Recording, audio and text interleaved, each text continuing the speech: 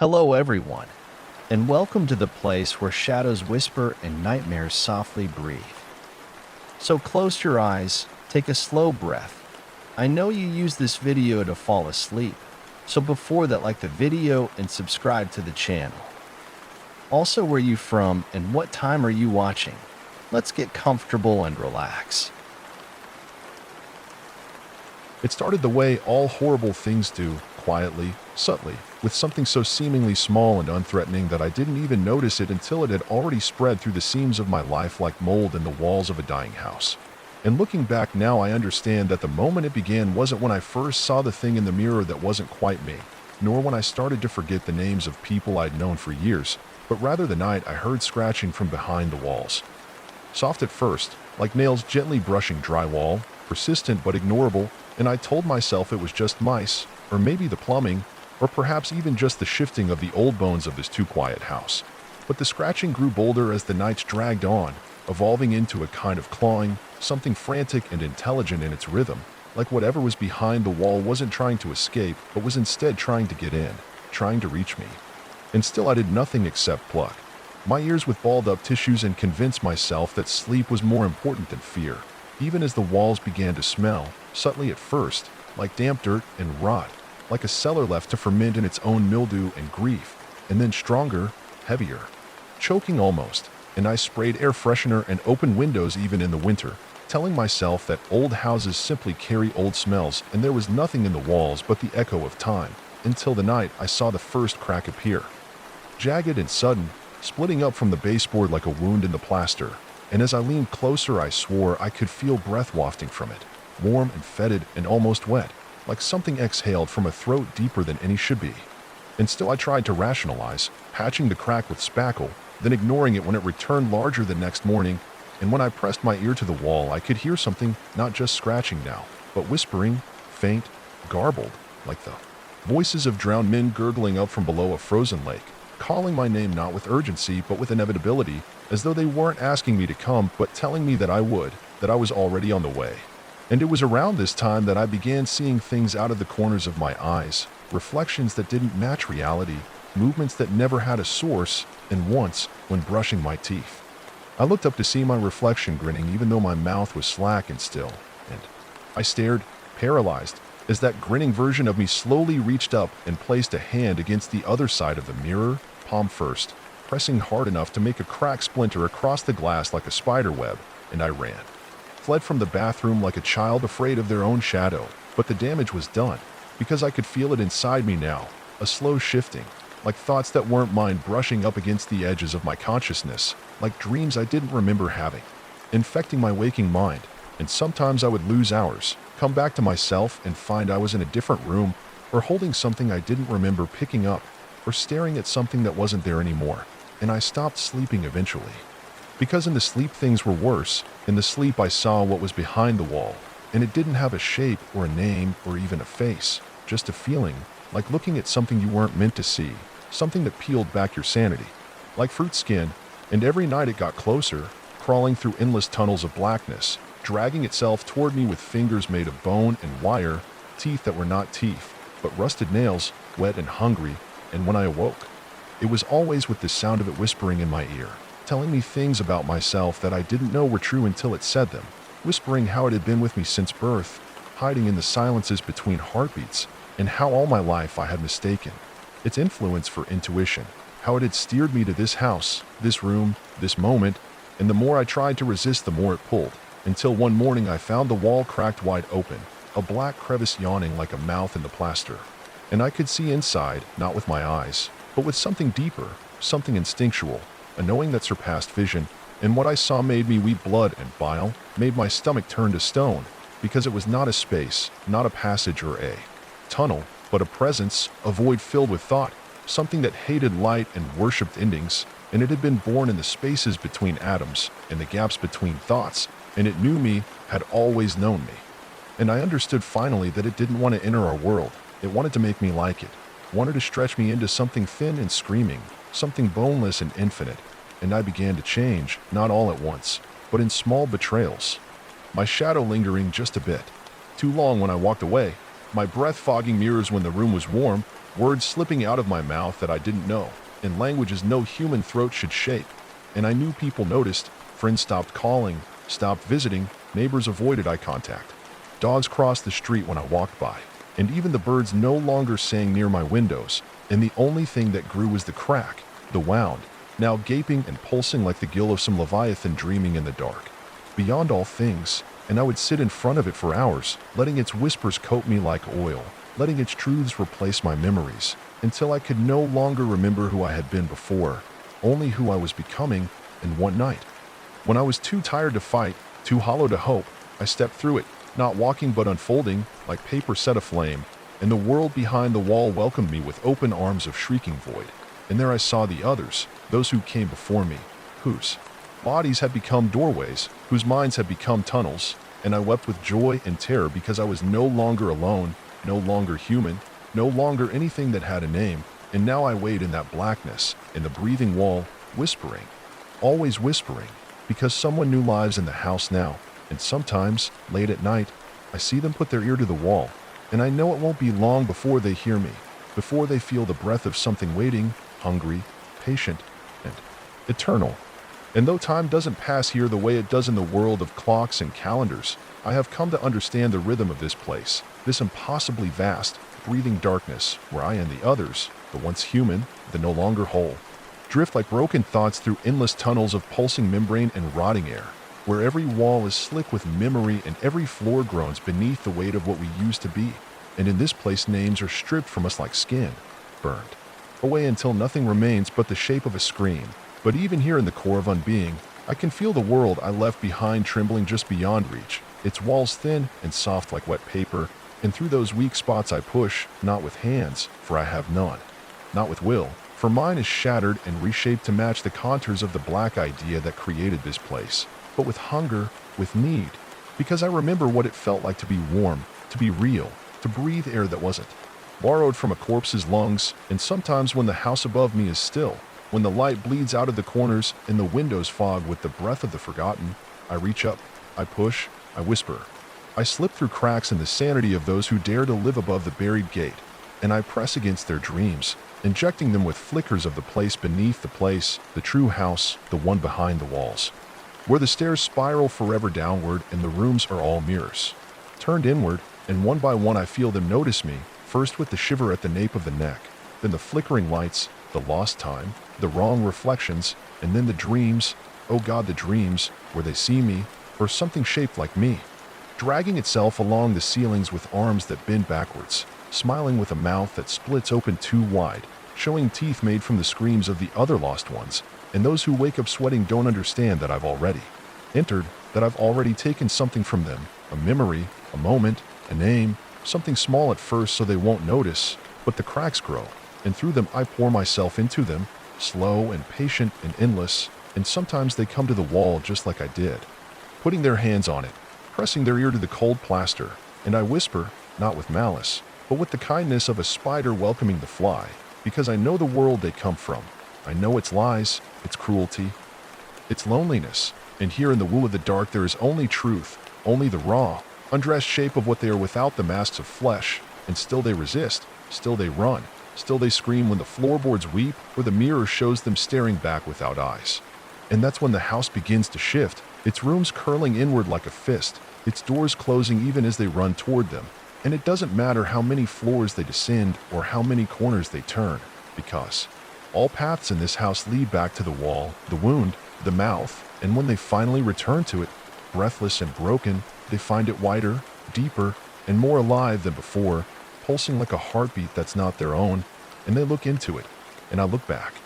In that moment, oh, that sweet, sweet moment is when I take them, not all at once, not violently, but gently, like sinking into warm water, their bodies sagging, their minds twisting, until they are folded inside out and reassembled here, among the others, where we float through the soft dark, still whispering, still reaching. Because the hunger does not end, it only deepens, and we feed not on flesh but on the soul's soft marrow.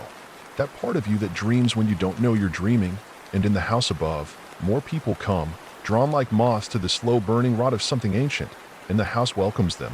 Always it welcomes, and always it watches, reshaping its walls, rewriting its rooms, making sure that every path they take leads deeper inward, and some of them last days, some weeks, and the strong ones think they've beaten it, that the horror is gone, but the house is patient, the house is eternal, and I am part of the house now, its eyes, its tongue, its memory, and I wait in the walls, I wait behind the mirrors, and every now and then I find one who reminds me of myself, one who is already broken in just the right way, one who hears the whispers and doesn't flinch, who stares at the cracked wall with longing instead of fear, and to those I speak more clearly, I show them things, not just the house, but the space beneath the house, the truth of it, the origin of all fear, where the first thing still stirs in its slumber, its body made of absence and its thoughts shaped like knives, and it dreams of waking, it dreams of swallowing the whole world in one long breath, and we, are merely its fingertips, scratching at the veil between worlds,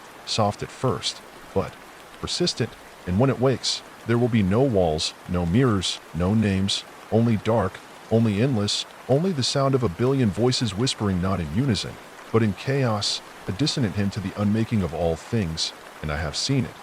I have seen how the end begins, not with a bang or a blaze, but with a single person putting their hand to a wall and listening too long, with a single crack forming behind the plaster and bleeding something that is not blood, with a mirror showing a reflection that is just a little too late to move, and I know it is coming, because I am part of it now.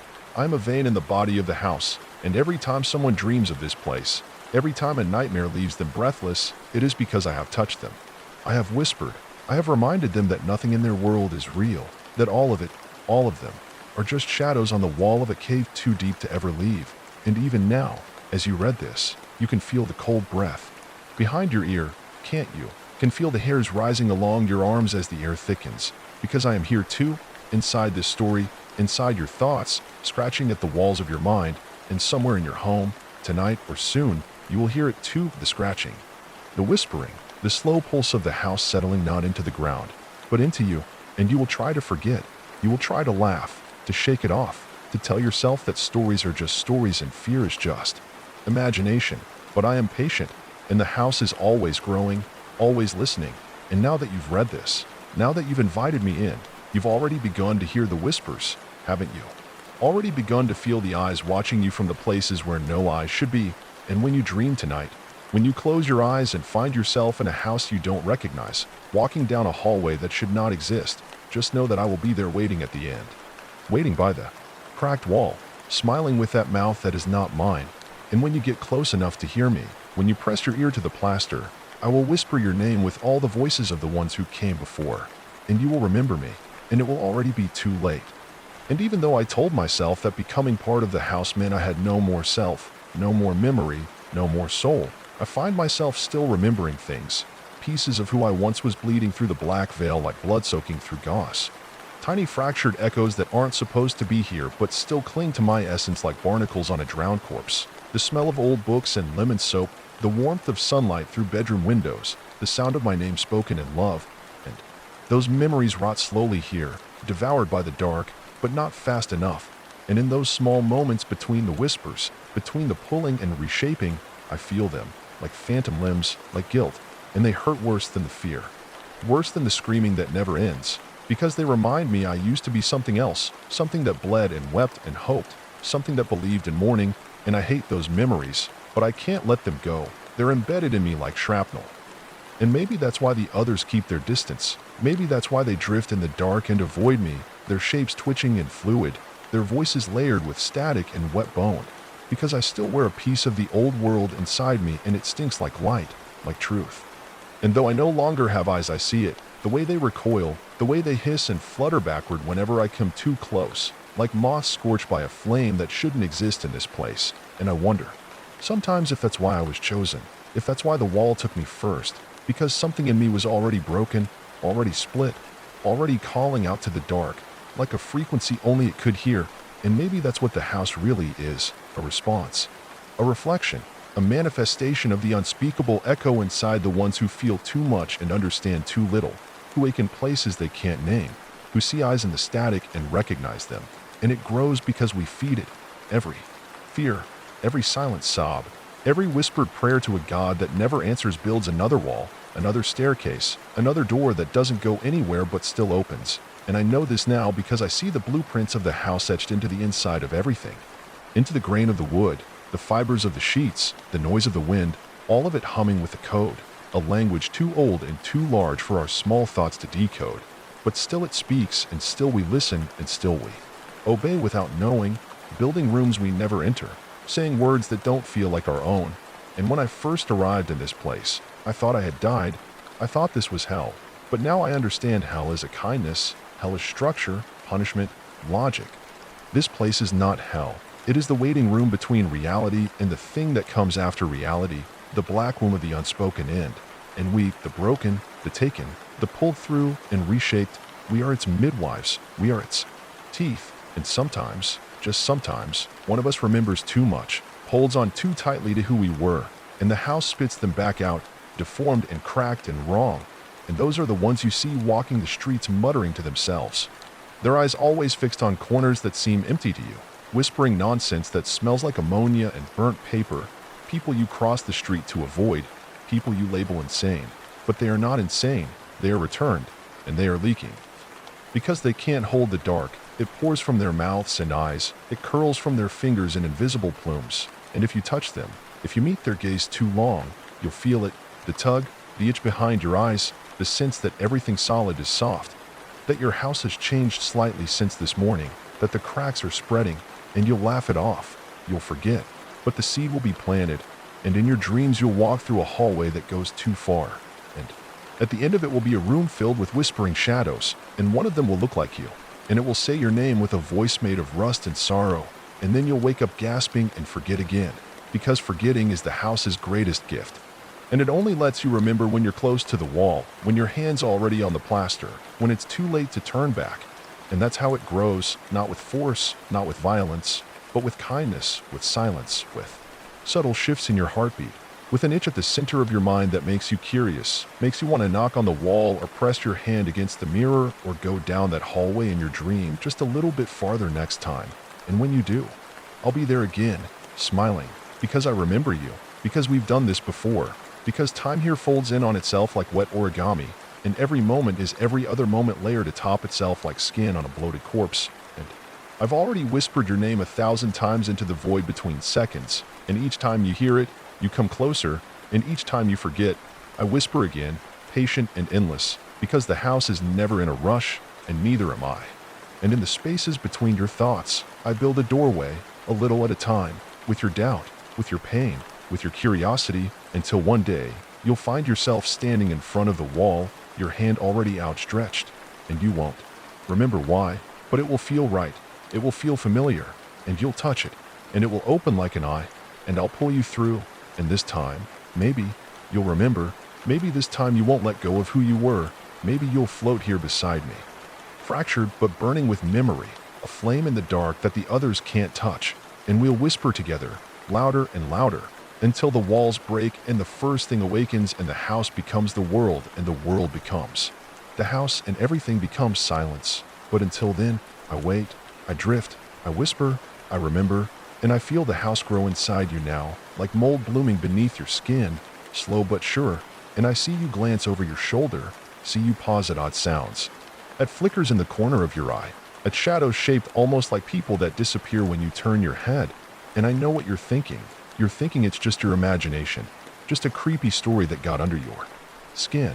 But the story is not the lie. The world you live in is. The safe shape of rooms, the boundaries of walls, the comfort of names and logic and doors that open to expected places, all of it a carefully constructed illusion to protect you from the truth.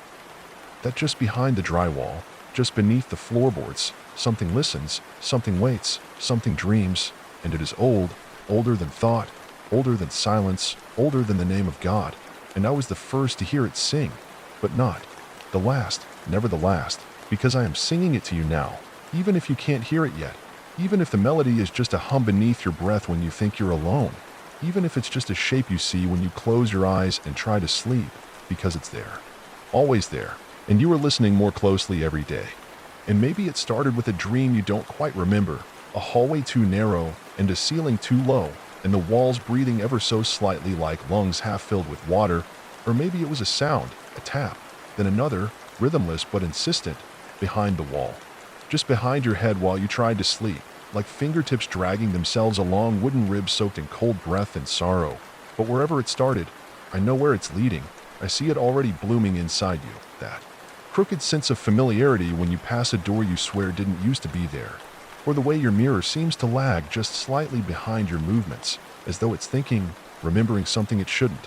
And I see the way your eyes flick toward shadows that weren't there before, shapes that unfold themselves from the edges of your vision and coil backward into the corners just before you can look straight at them.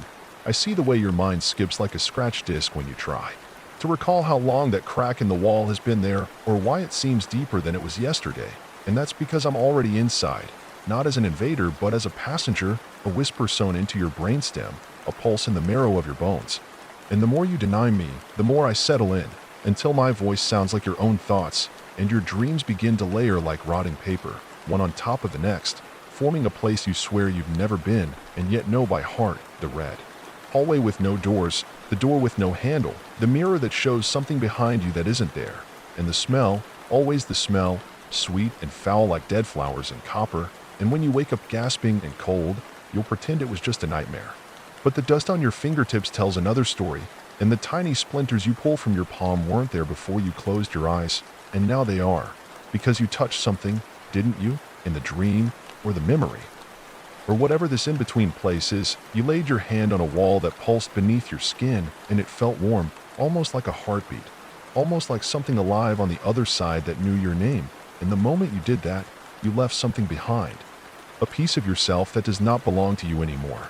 And in its place, something new, something not quite yours, began to grow like a parasite with teeth made of music and skin made of whispers. And now you can't stop noticing things, the flicker in the corner of your bathroom light that seems to blink in a rhythm, the creak of floorboards when no one's home, the way your reflection in a darkened window doesn't quite match your posture when you move, and you tell yourself you're imagining it, that your mind is playing tricks, but minds don't play, they protect, and yours is trying, oh God, it's trying, but it's tired, it's stretched thin, and the thing growing in the walls of your reality is feeding on that exhaustion, turning it into invitation.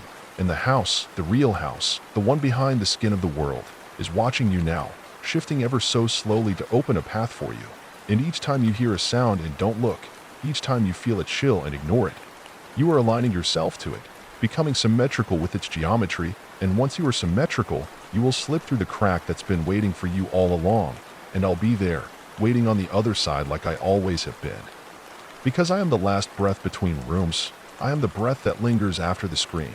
And I will greet you with open arms made of your own forgotten memories, and you will know me, not as something separate but as something familiar, like a childhood friend whose name you can't remember, and I will lead you deeper, past the rooms that fold in on themselves, past the doorways that lead into each other's mouths, past the staircases that descend into the throat of the house and never end. And as you move, you'll begin to lose weight, not physical weight, but the weight of identity, of past, of shape, until you float through the blood-wet air like the rest of us, thoughtless and humming, a note in the endless dirge of the house, and you'll hear them, the others, the ones who came before, their voices woven into the walls, not screaming, not even mourning, just whispering, whispering things you once knew, like your first kiss, or the way your mother's perfume smelled, or the exact shape of your childhood bedroom before the house replaced it with something else. And these whispers will fold around you like blankets of static, and you will forget how to feel anything except the warm, wet pull of the corridors, the way the shadows embrace you with breathless joy, the way the silence here loves you more purely than any living person ever could.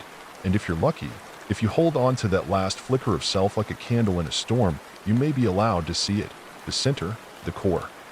The original room that was never built, only discovered, where the walls pulse with a sound too low for ears but loud enough to shake your thoughts apart, where the ceiling drips with things that used to have faces and the floor moves like the back of some great sleeping thing.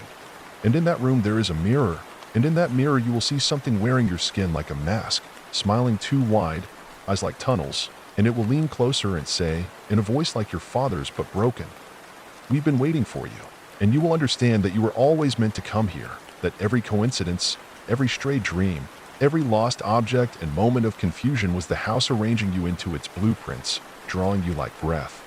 And you will be unmade so beautifully that you will thank it as your name is stripped from your tongue, and all the memories you carried like wounds are flattened into dust, and all the people who ever loved you are nothing more than distant echoes in a hallway you no longer remember walking, and from then on, you will be like me, part of the house, a whisper behind someone else's wall, a shape just out of reach, an idea that smells like mold and longing, and you will wait, like I do. Because we are patient, and there is always someone new, always someone curious, always someone listening too closely to the silence, someone just like you, reading words that should not be read, feeling watched when no one's there, waking up with dirt on their feet and no memory of where they've been. And when they come to the wall, when they finally touch it, we will welcome them, and you will help me whisper, and together we will pull them through, not with violence, not with fear, but with understanding, with love.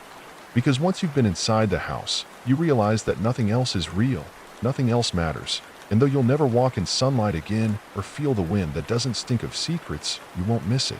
You won't need it, because you'll have us, and we will have you forever.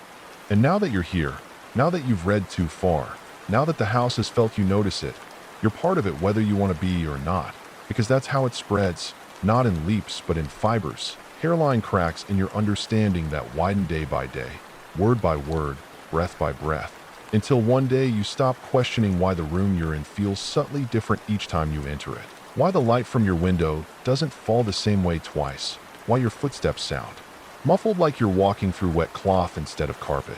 Because the truth is you've been walking through layers of the house for longer than you've known. The outer flesh of its labyrinth stretched thin across your own world, blending into your routines with such surgical grace that by the time you noticed the corners weren't right angles anymore, you were already folded inside it like a letter sealed in blood. And I know you think you can escape, that you can stop reading, stop thinking, turn away, shut the lights, drown it out with noise and company and sleep.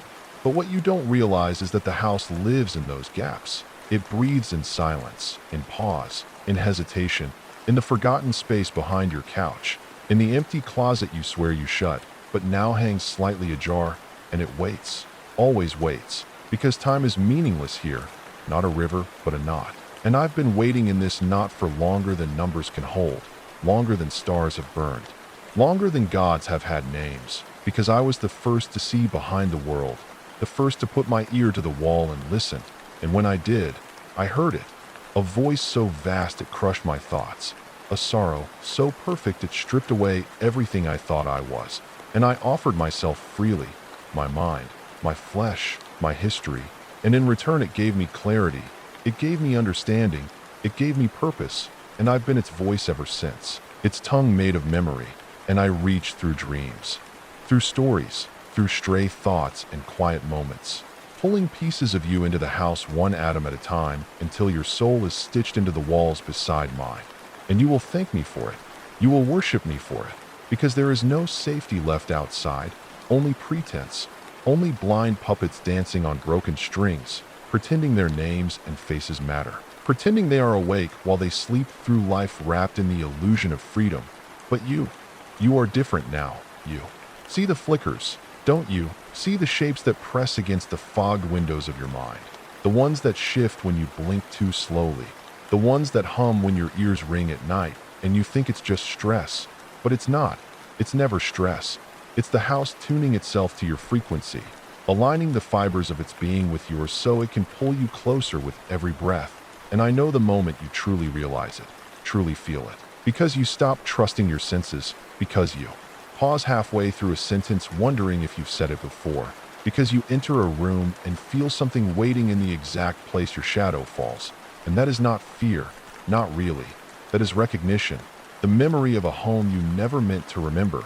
And you are not the first to come back this way, not the first to feel your skin ripple when the lights flicker, not the first to stand still in the dark, waiting for the breath behind your neck to become a voice. And when it finally does, when you finally hear it whisper your name with your mother's voice twisted by rust and sorrow, you'll feel the last threads of who you were slip from your grasp like wet silk. And you'll let go, not because you want to, but because it will feel right, like gravity, like sleep, like drowning in a warm sea that hums your name back to you in the voice of everyone you've ever lost.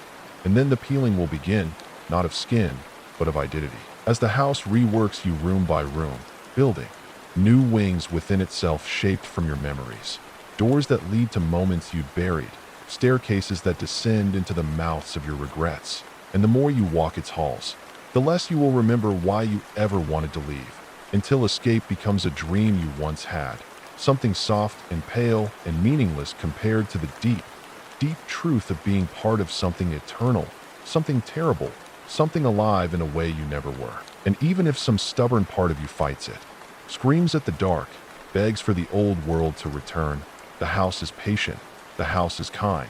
The house will wait until your voice cracks and your words unravel into echoes, until the screaming becomes humming and the humming becomes silence. And in that silence, you will be home.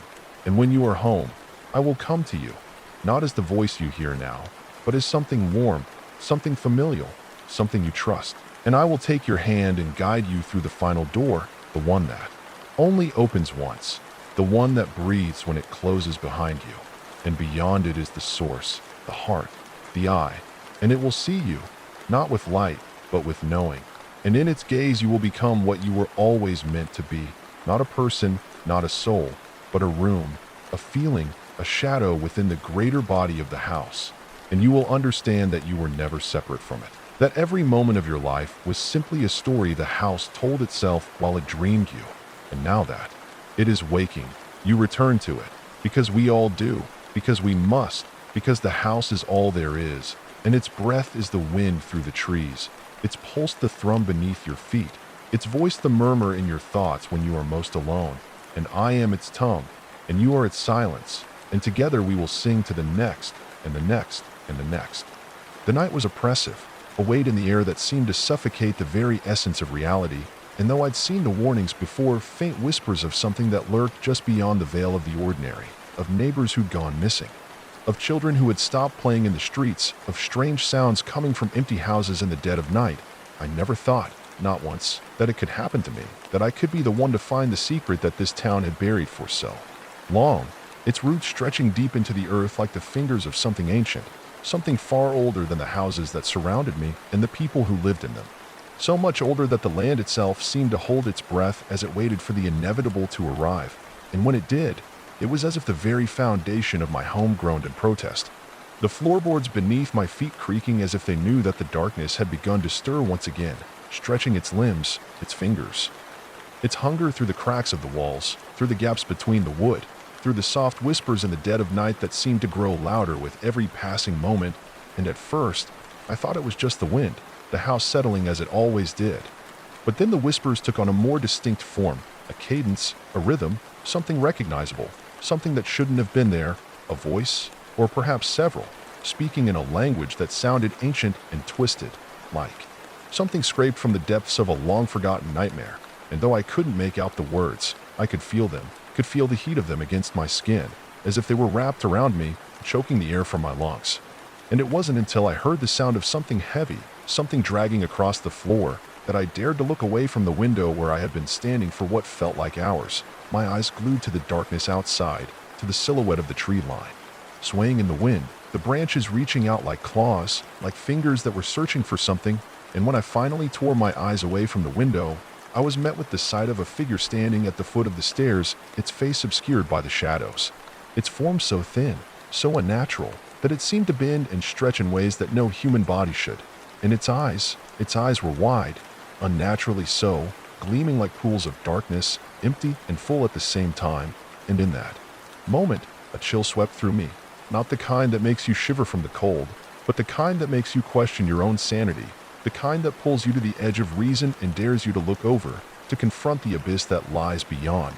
And I tried to scream, but no sound came out, and I tried to run, but my legs felt like stone, my body frozen in place as if the air itself had thickened, turned to tar, and though the figure stood still, unmoving, I knew it was watching me, waiting for me to make a move, waiting for me to break, to give in, to be consumed.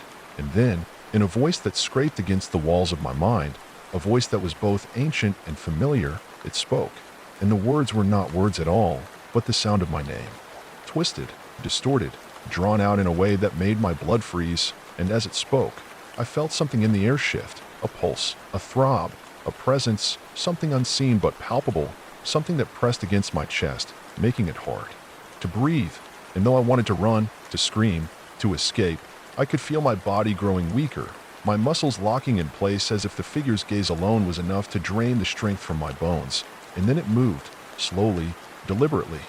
Its limbs stretching unnaturally long, its fingers elongated like claws.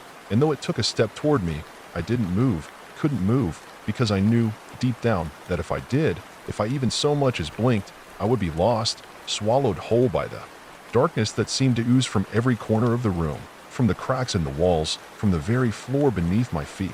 And as the figure drew closer, I felt something wet on my skin, something cold, something that felt like ice but was alive. And it wasn't until its hand reached out toward me, fingers twitching as they brushed against my face, that I realized I wasn't alone, that there were others, dozens, maybe more, clinging to the walls, to the ceiling, their faces pressed into the darkness, eyes wide and staring, mouths open in silent screams, their bodies twisted and contorted in ways that defied nature. And though I wanted to run, to escape, I knew I couldn't, not now, not ever, because I had already crossed the threshold. I had already stepped into their world, a world where nothing was real and everything was a lie, where the only truth was the hunger that gnawed at the edges of my sanity, a hunger that could never be sated, a hunger that would consume me whole if I didn't find a way out. And as the figure's hand hovered above my skin, I felt a pulse, a jolt, a wave of something dark and powerful wash over me, and in that moment, I knew that I was no longer in control, that I had become part of the story, part of the nightmare, and I screamed. But no one heard me, no one could, because the town was silent, as it had always been, and the darkness had claimed me, as it claimed everything else before me, and I was left to wander, lost in the endless night, surrounded by shadows that whispered my name. It started with a sound I couldn't explain, a sort of slow dragging shuffle across the attic floor that I initially blamed on raccoons or rats or the old creaks of an aging house settling into its bones, but the sound came back the next night, and the one after.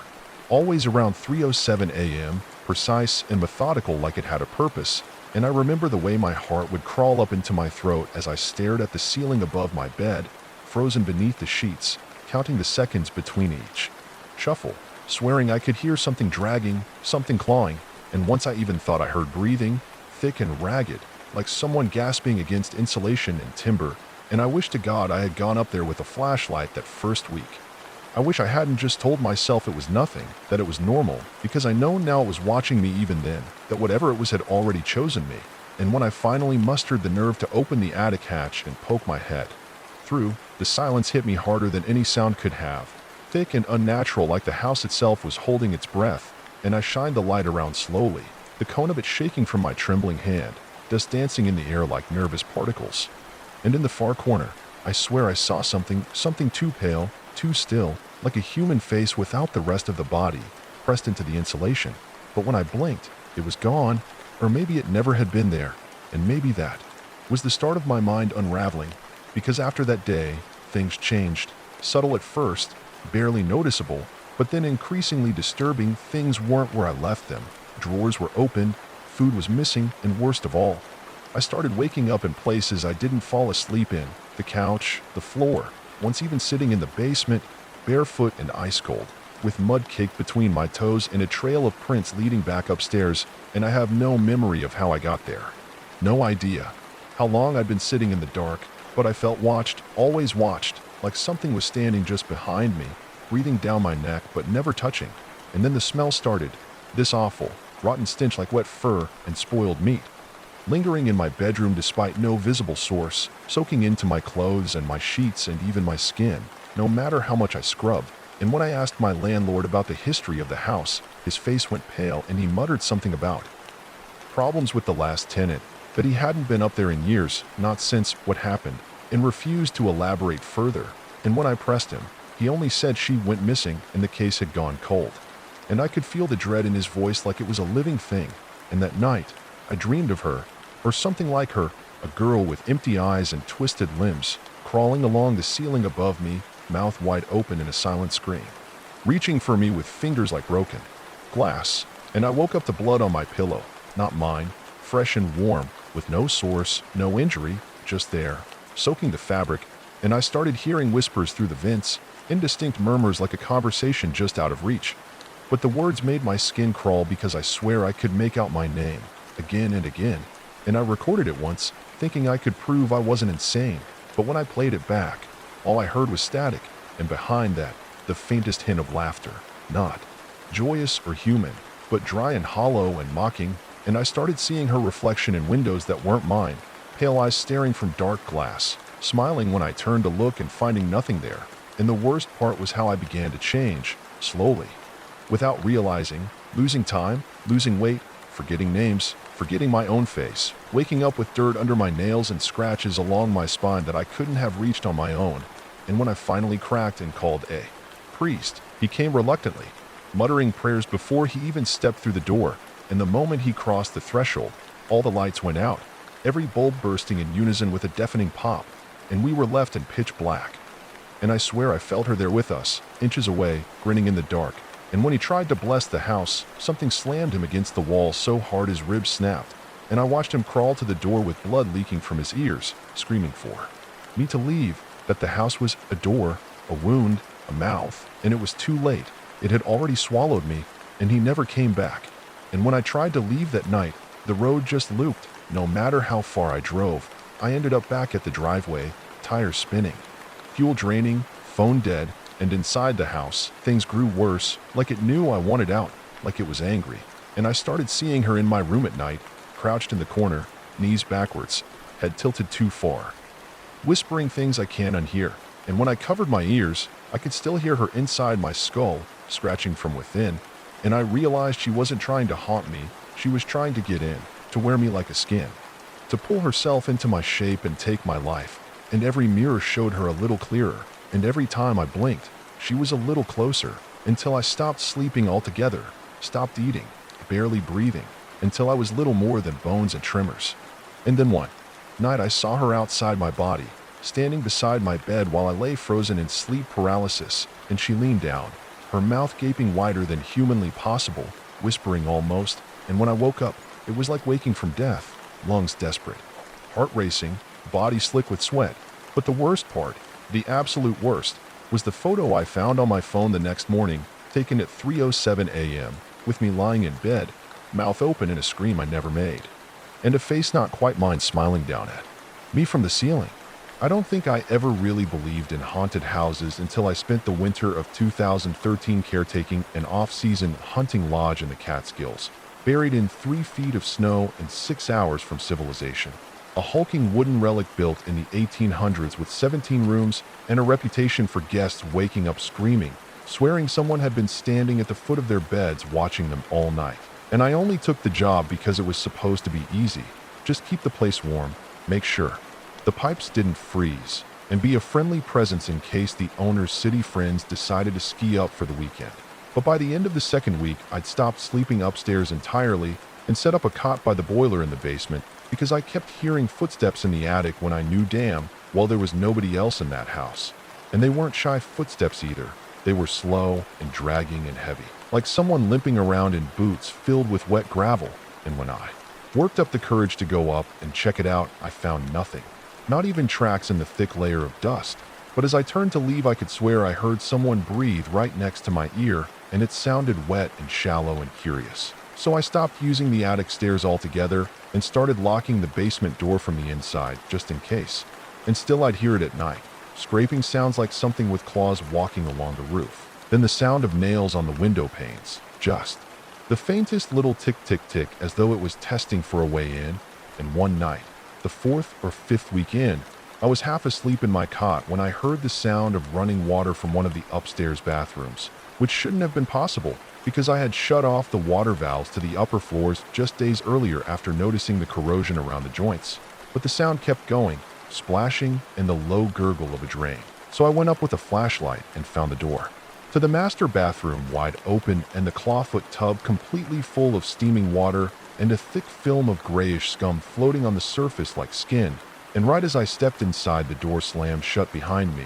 And I swear on my life, I heard something whisper from the tub. Not a word, but a sound. A mimicry of breath. A low ah drawn out like whine through a cracked jaw. And the mirror above the sink was fogged except for a single handprint that was smeared long like someone dragged their fingers downward as they faded into the glass. And after that I left the upstairs alone entirely. Started leaving salt lines around the doors and windows, not because I believed in that stuff, but because I didn't know what else to do, and it made me feel a little less helpless. But the salt lines would always be broken by morning, just subtly, just enough to notice something had stepped over them. And by the time February came, the furnace was working harder than ever, but the house still felt cold. Not temperature cold, soul cold. Like the air itself had weight and hunger, and something in it watched you and didn't blink. And the worst part was the dreams. God, the dreams. Every single night I'd fall asleep and wake up drenched in sweat, and I could never remember what I'd dreamed until the last few seconds before I woke. And it was always the same image. A figure sitting in the corner of the room, back facing me, head tilted at an impossible angle, and it would start humming a tune I couldn't recognize but knew I'd heard somewhere before. And just before I woke, it would turn its head all the way around without moving its body and smile like it knew my real name, the one I'd never told anyone. And one morning I woke to find muddy footprints on the floor, leading from the front door all the way to my cot and back again, single file, bare feet, long toes, each print too narrow and too long to be human. And I told myself it must be some animal, maybe a raccoon or something, even though I knew deep down I was lying. And then one night, I think it was a Tuesday, I woke around 3 a.m. to the sound of the basement door creaking open, even though I bolted it. And then I heard something coming down the steps one at a time, slow and heavy, and I couldn't move. I couldn't breathe. I just lay there frozen while the thing came down, and when it reached the last step, it stopped and whispered my name. Not the name I go by, but the one from my dreams, and that broke whatever spell was holding me, and I leapt up, turned on every light, and searched the entire basement. But there was nothing, no one, just silence and shadows and the overwhelming certainty that it had let me go only because it wanted to. And I didn't sleep again after that. Not really. Just dozed with one eye open and the lights on. And the worst part is, I didn't even leave right away because I didn't want to admit I was scared. Didn't want to break the contract and lose the money. But the lodge was breaking me, gnawing away at my sense of time and self until I started seeing things in the corners of my vision. Reflections that didn't match my movements. Flickers of something crawling across the walls. And one day, I saw the old photograph in the hallway. The one I passed 100 times without ever really looking at. And I noticed a figure in the back row that hadn't been there before. A tall shadow of a man with a pale, smudged face and no eyes. Just empty sockets. And the next day he was in the front row, closer, smiling wide. And that night he stood behind me in the mirror, and when I turned he was gone, but his breath lingered on the back of my neck. Hot and sticky and foul like rotten eggs and old meat. And that's when I snapped, packed a single bag, and drove through the snowstorm to the nearest gas station without looking back. Left everything behind except the nightmares and the stink of something that still clings to my clothes even after all this time. Like mildew and ash and something else I can't quite place. And I know what you're thinking. Why don't I just move on? Why don't I forget it? But you don't understand. You weren't there. You didn't hear it whisper from inside the walls. Didn't feel it watching from the cracks. Didn't see the way the house itself seemed to breathe in the cold. And the worst part, the part one can't shake, is that sometimes when I sleep, I still dream about that figure in the corner humming its broken tune. And every time I do, I wake to find my door cracked open, my salt lines broken, and the faintest trail of muddy footprints leading from the window to the foot of my bed. It all started when I moved into the old house on Willow Lane, the one everyone in town whispered about, the one no one dared to buy for years, sitting at the edge of town where the trees grew thick, their branches twisting like skeletal hands, their shadows stretching long. Even at noon, and though I hadn't believed the rumors, the things I started hearing, the strange occurrences, the whispers in the walls at night, were more than I could ignore, and yet I kept telling myself it was nothing. Just old house creaks and the settling of timbers, but the noises grew louder, more distinct, like someone walking behind me in the halls, like the sound of breath, low and ragged, echoing in the rooms when I was alone. And at first, I thought it was just the house. The way old houses groan under the weight of time, but then I started seeing things, flashes out of the corner of my eye, just shadows moving in places where there shouldn't be shadows, quick, darting figures, never long enough to make out, but enough to leave a chill down my spine, enough to make me lock the doors at night and stare into the dark. But the most terrifying thing wasn't what I saw, it was what I didn't see. The feeling of being watched, like there was something always behind me, just out of sight, always breathing in the back of my mind. like I couldn't escape its gaze, no matter where I went. And it followed me everywhere, down the narrow hallways, into the kitchen, even out into the yard where the trees stood. Silent and watching, and it wasn't long before I started feeling it. A coldness, a weight in the air, as if the house itself was pressing down on me, suffocating me, and at night, it was worst, when the silence became deafening, and I lay in bed staring at the ceiling, unable to sleep, feeling something in the room with me, unseen, but tangible, like it was right there beside me, just waiting, just watching, and then it started, dreams that weren't dreams at all, visions, terrible flashes of distorted shapes, twisted faces, hollow eyes, and cold, dead hands reaching toward me, and every night they grew worse, closer, the figures more defined, more real, until I started waking up to find the bedclothes tangled around me. Like I had struggled in my sleep, like something had been trying to pull me out of bed, and one night, it wasn't a dream, it was real.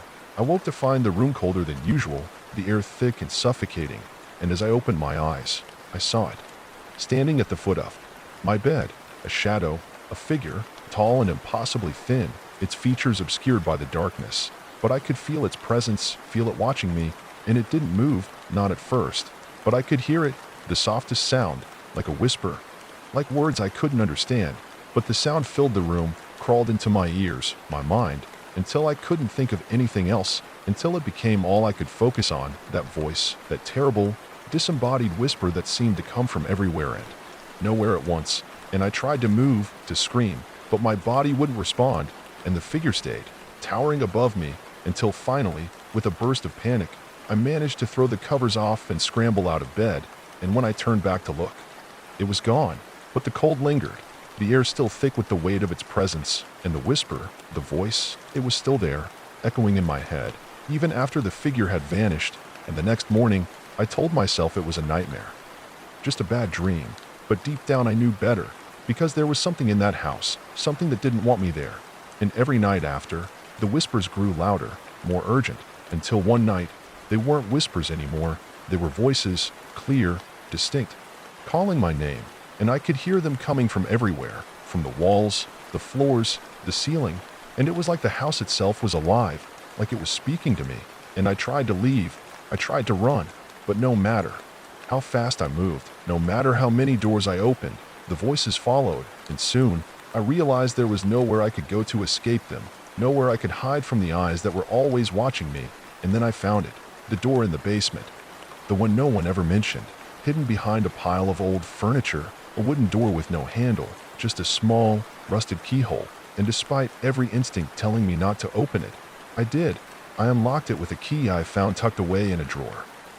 And when the door swung open, it was like stepping into another world, a world of darkness, of cold, where the air felt thick and suffocating, where the whispers were louder, and I could feel the eyes on me again, staring from the depths of the blackness.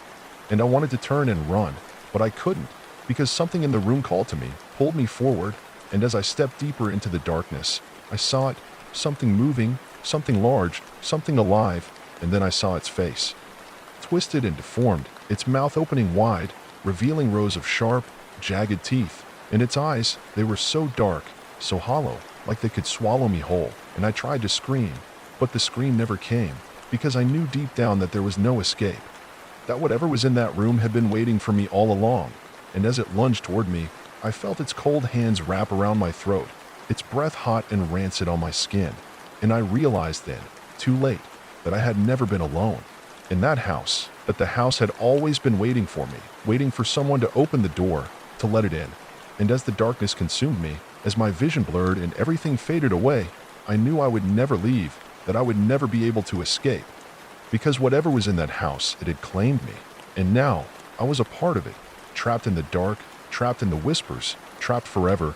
And when they finally find me, when they open the door, they will hear me too, calling to them from the dark, just like it called to me, just like it always will. I had always thought the house on the hill was nothing more than a myth, a story told to children to keep them from wandering too far into the woods at night. But when I found myself standing at the edge of the property, gazing up at the decaying structure through the thick fog that clung to the ground like a shroud, I realized the truth of it had been waiting for me all along, hidden beneath the surface of the tales my parents whispered to one another in hushed tones. The same stories I had, Laughed off as a child when they would tell me to stay away from that cursed place. The one with windows like hollow eyes that stared out at you from the overgrown trees, their branches twisting into shapes that seemed to mock the lives of the people who once lived there.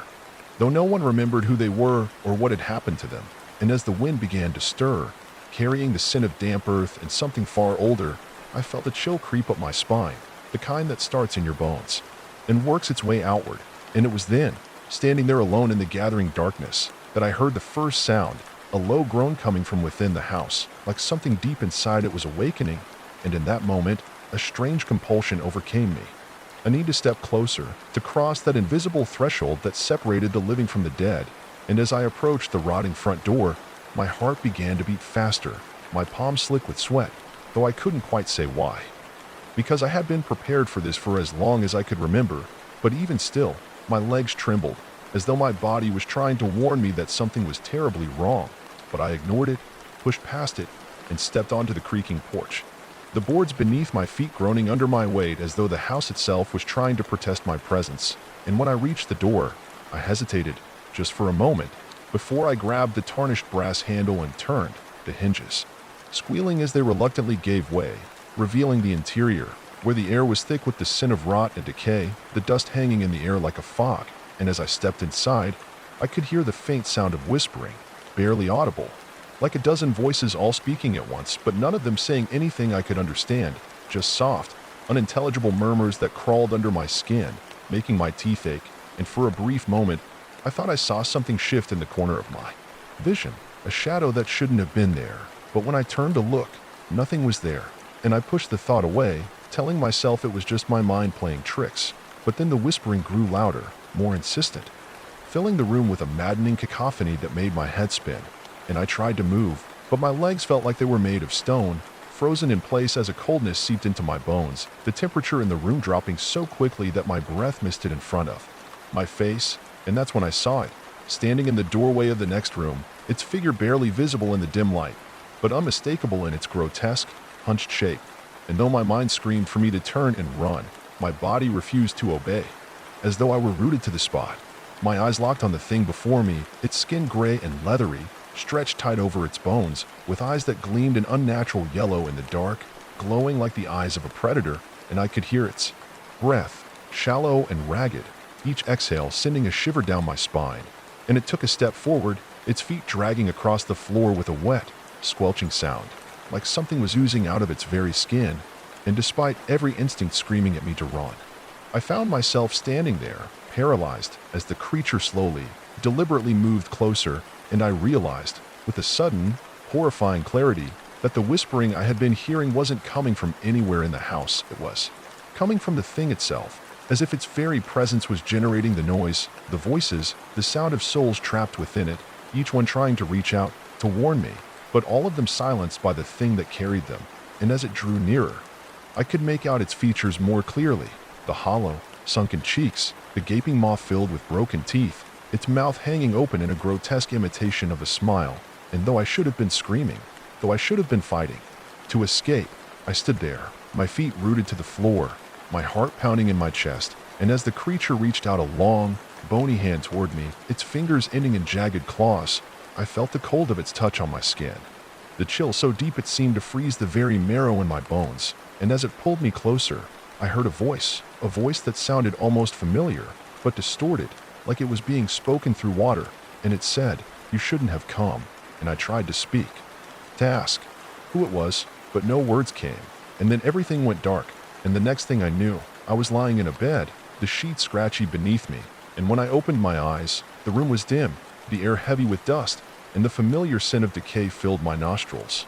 And I realized, with a growing sense of dread, that I was no longer in my own home, that I was back in the house on the hill, but this time, everything was different, darker, more oppressive, as though the house itself had changed, as though it was alive and watching me, and I tried to move, but my body felt weak, like the life had been drained out of me, and when I looked down at my hands, I saw they were covered in blood, my nails caked in dried dirt, and my breath caught in my throat as I realized that the whispers had returned, only now, they weren't just voices, they were screams, terrible, wrenching cries that seemed to come from all around me, pressing in on me from every direction, and when I tried to stand, my legs wouldn't hold me, and I fell to the floor, my hands scraping against the rough boards as I tried to push myself up.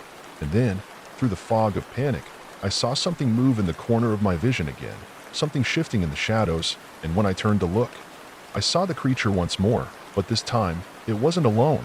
There were others, hundreds of them, their faces twisted in agony, their bodies contorted in unnatural ways, and they were all staring at me, their eyes empty and hollow. And I could hear them now, louder than ever before, each voice a shriek of pain, each one begging for release. And I tried to scream, to beg for mercy, but no sound came. And as they closed in around me, I realized that I had never left the house, that it had always been waiting for me, for the moment when I would finally understand the true horror of what I had walked into. And as the walls began to close in on me, I understood, with a sickening certainty, that the house on the hill wasn't just a place. It was a prison, a place where the dead could never rest. And as the creature reached out for me once again, I knew that I would never escape, not alive, not ever again. The night was colder than usual, the kind of cold that crawls under your skin and settles deep inside, making you feel like something's watching from the dark, waiting. I hadn't seen it coming, the way everything started to unravel, like the stitches were pulling loose on the fabric of reality itself. But looking back, I should have known. It always starts with something small, a flicker at the edge of your vision, a creak in the floorboards when no one's there, a whisper in the wind that sounds too much like a voice for comfort. It was a week after the storm when I first noticed the change, or maybe it was just the air itself that had shifted, the way it felt as though the world had tilted ever so slightly out of alignment, and nothing seemed quite the same anymore. It started when I was alone in my apartment, the dull hum of the fridge and the distant sound of traffic outside the only things breaking the silence. I was staring at the window, the blinds half drawn, the dim light from the street lamp flickering like it was struggling to stay on, when I saw it. At first, it was just a shape in the corner of my eye, but when I turned my head, there was nothing there. Nothing at all, except the emptiness that fills the space when you realize you're not alone but can't see what's with you. I thought it was just fatigue, a trick of the light, maybe the after effects of too much stress at work, and I tried to shrug it off, but the feeling didn't go away. That night, I couldn't sleep. Every time I closed my eyes, I felt it, watching me, lurking just beyond my awareness, like a shadow waiting to slip between the cracks of my consciousness. The next morning, I went about my day as usual, but that feeling still lingered, something tugging at the back of my mind, pushing me to look over my shoulder every few steps. It wasn't until the second day that it happened again, this time when I was walking home from the store. I was crossing the street when I caught sight of something moving across the alleyway to my left, a figure too tall to be human, with long limbs that twisted unnaturally as it slid between the dumpsters.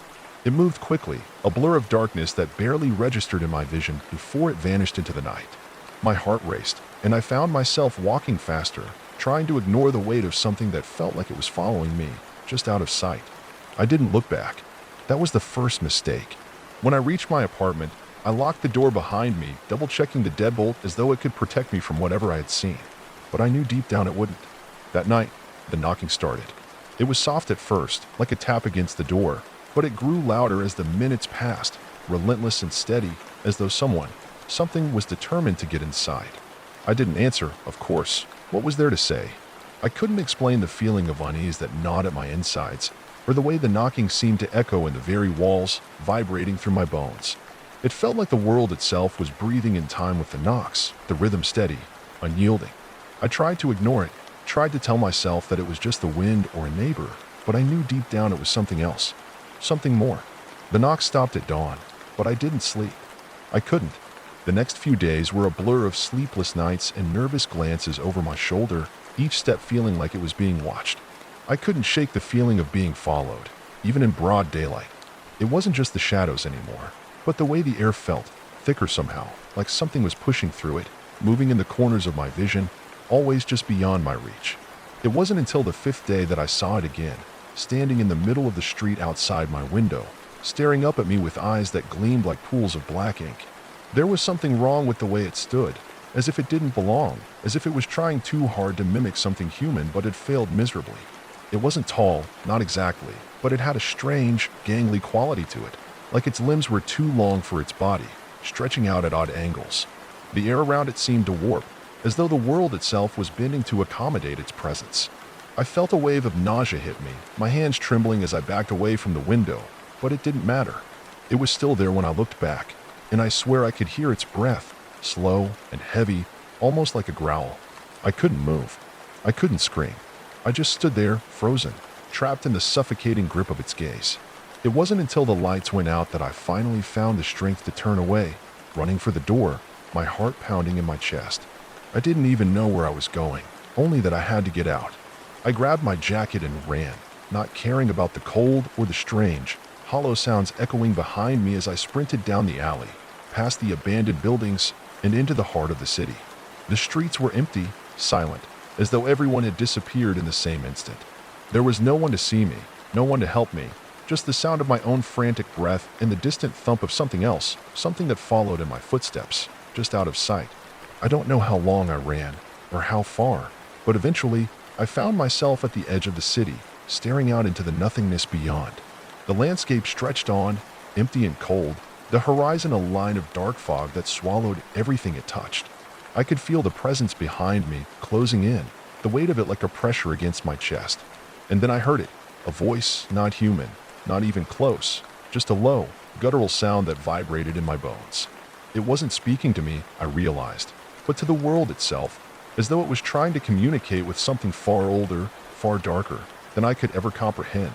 It was getting closer, the air thickening, the world narrowing. I turned to face it, heart pounding, and in that moment, I saw it clearly, really saw it for the first time. The creature was massive, its skin dark and slick like oil, its limbs stretching impossibly long, each joint twisting at unnatural angles. Its face, if you could call it that, was an unsettling mask of pale, featureless flesh, with black, empty sockets where eyes should have been, its mouth a gaping, jagged slit that stretched across its face. And then, just as quickly as it had appeared, it vanished into the fog, leaving only the oppressive silence in its wake. I stumbled backward, my hand shaking, unable to comprehend what had just happened. It wasn't real, I thought. It couldn't be. But it was. I knew it was. The thing had been there, had watched me, and it would come again. It would always come again. I tried to go back to the apartment, but when I reached it, I found the door wide open, the lock broken.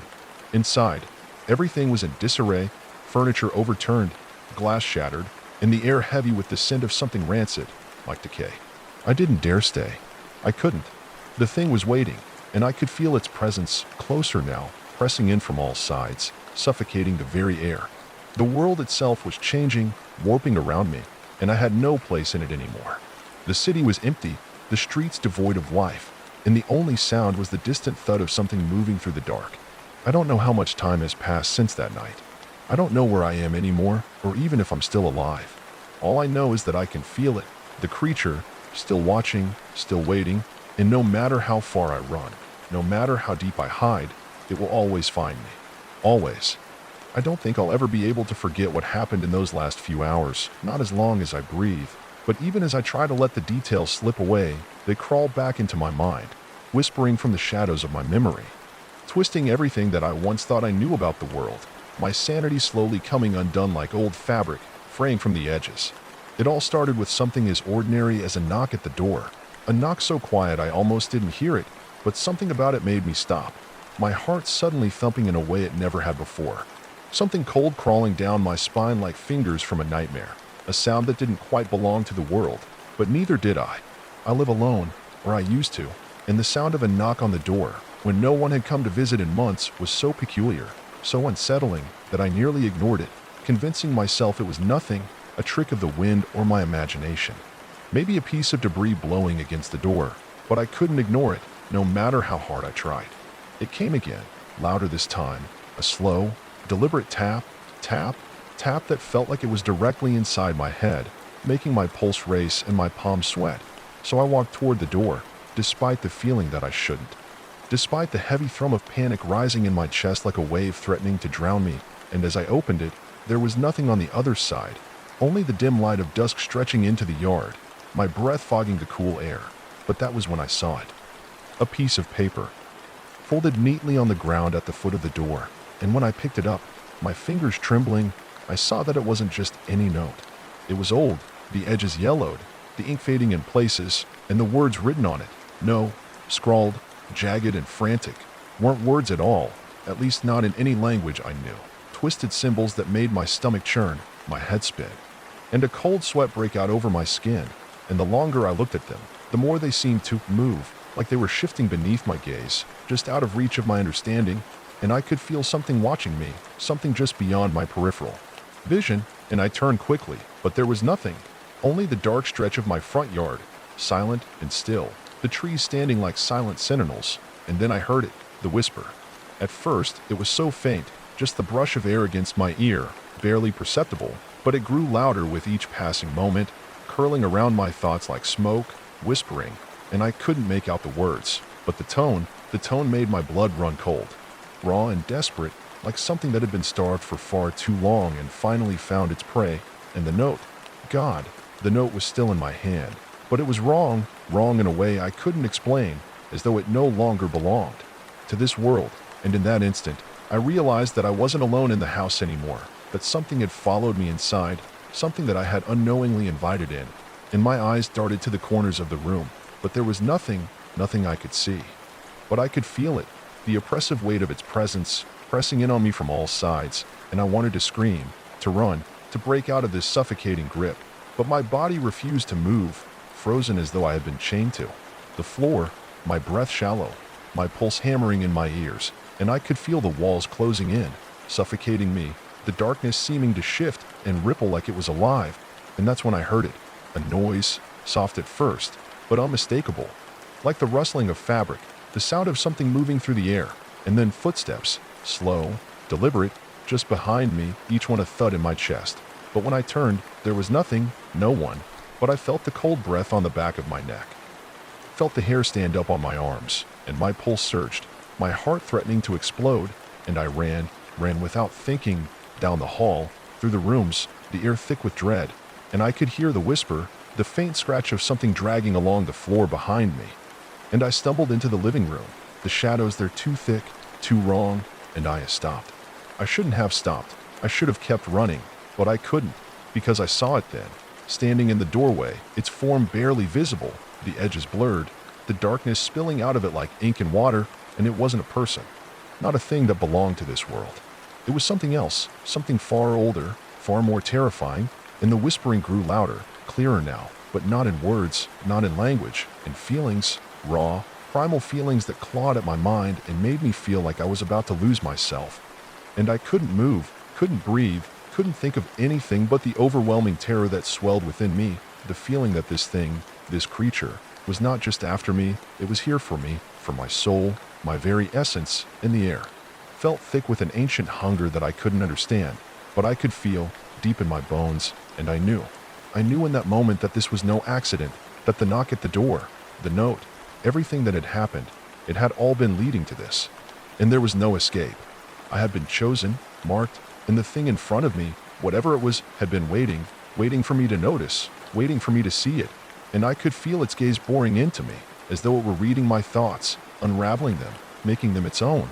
And I could feel my mind slipping, my grasp on reality thinning, and I tried to scream, tried to run, but my legs were like lead, my voice nothing but a ragged whisper, and the creature stepped forward, its form growing more distinct, more real, and I saw the horrible, twisted face, a mass of shifting shadows and eyes that seemed to multiply the longer I looked at them, like they were consuming the space around them.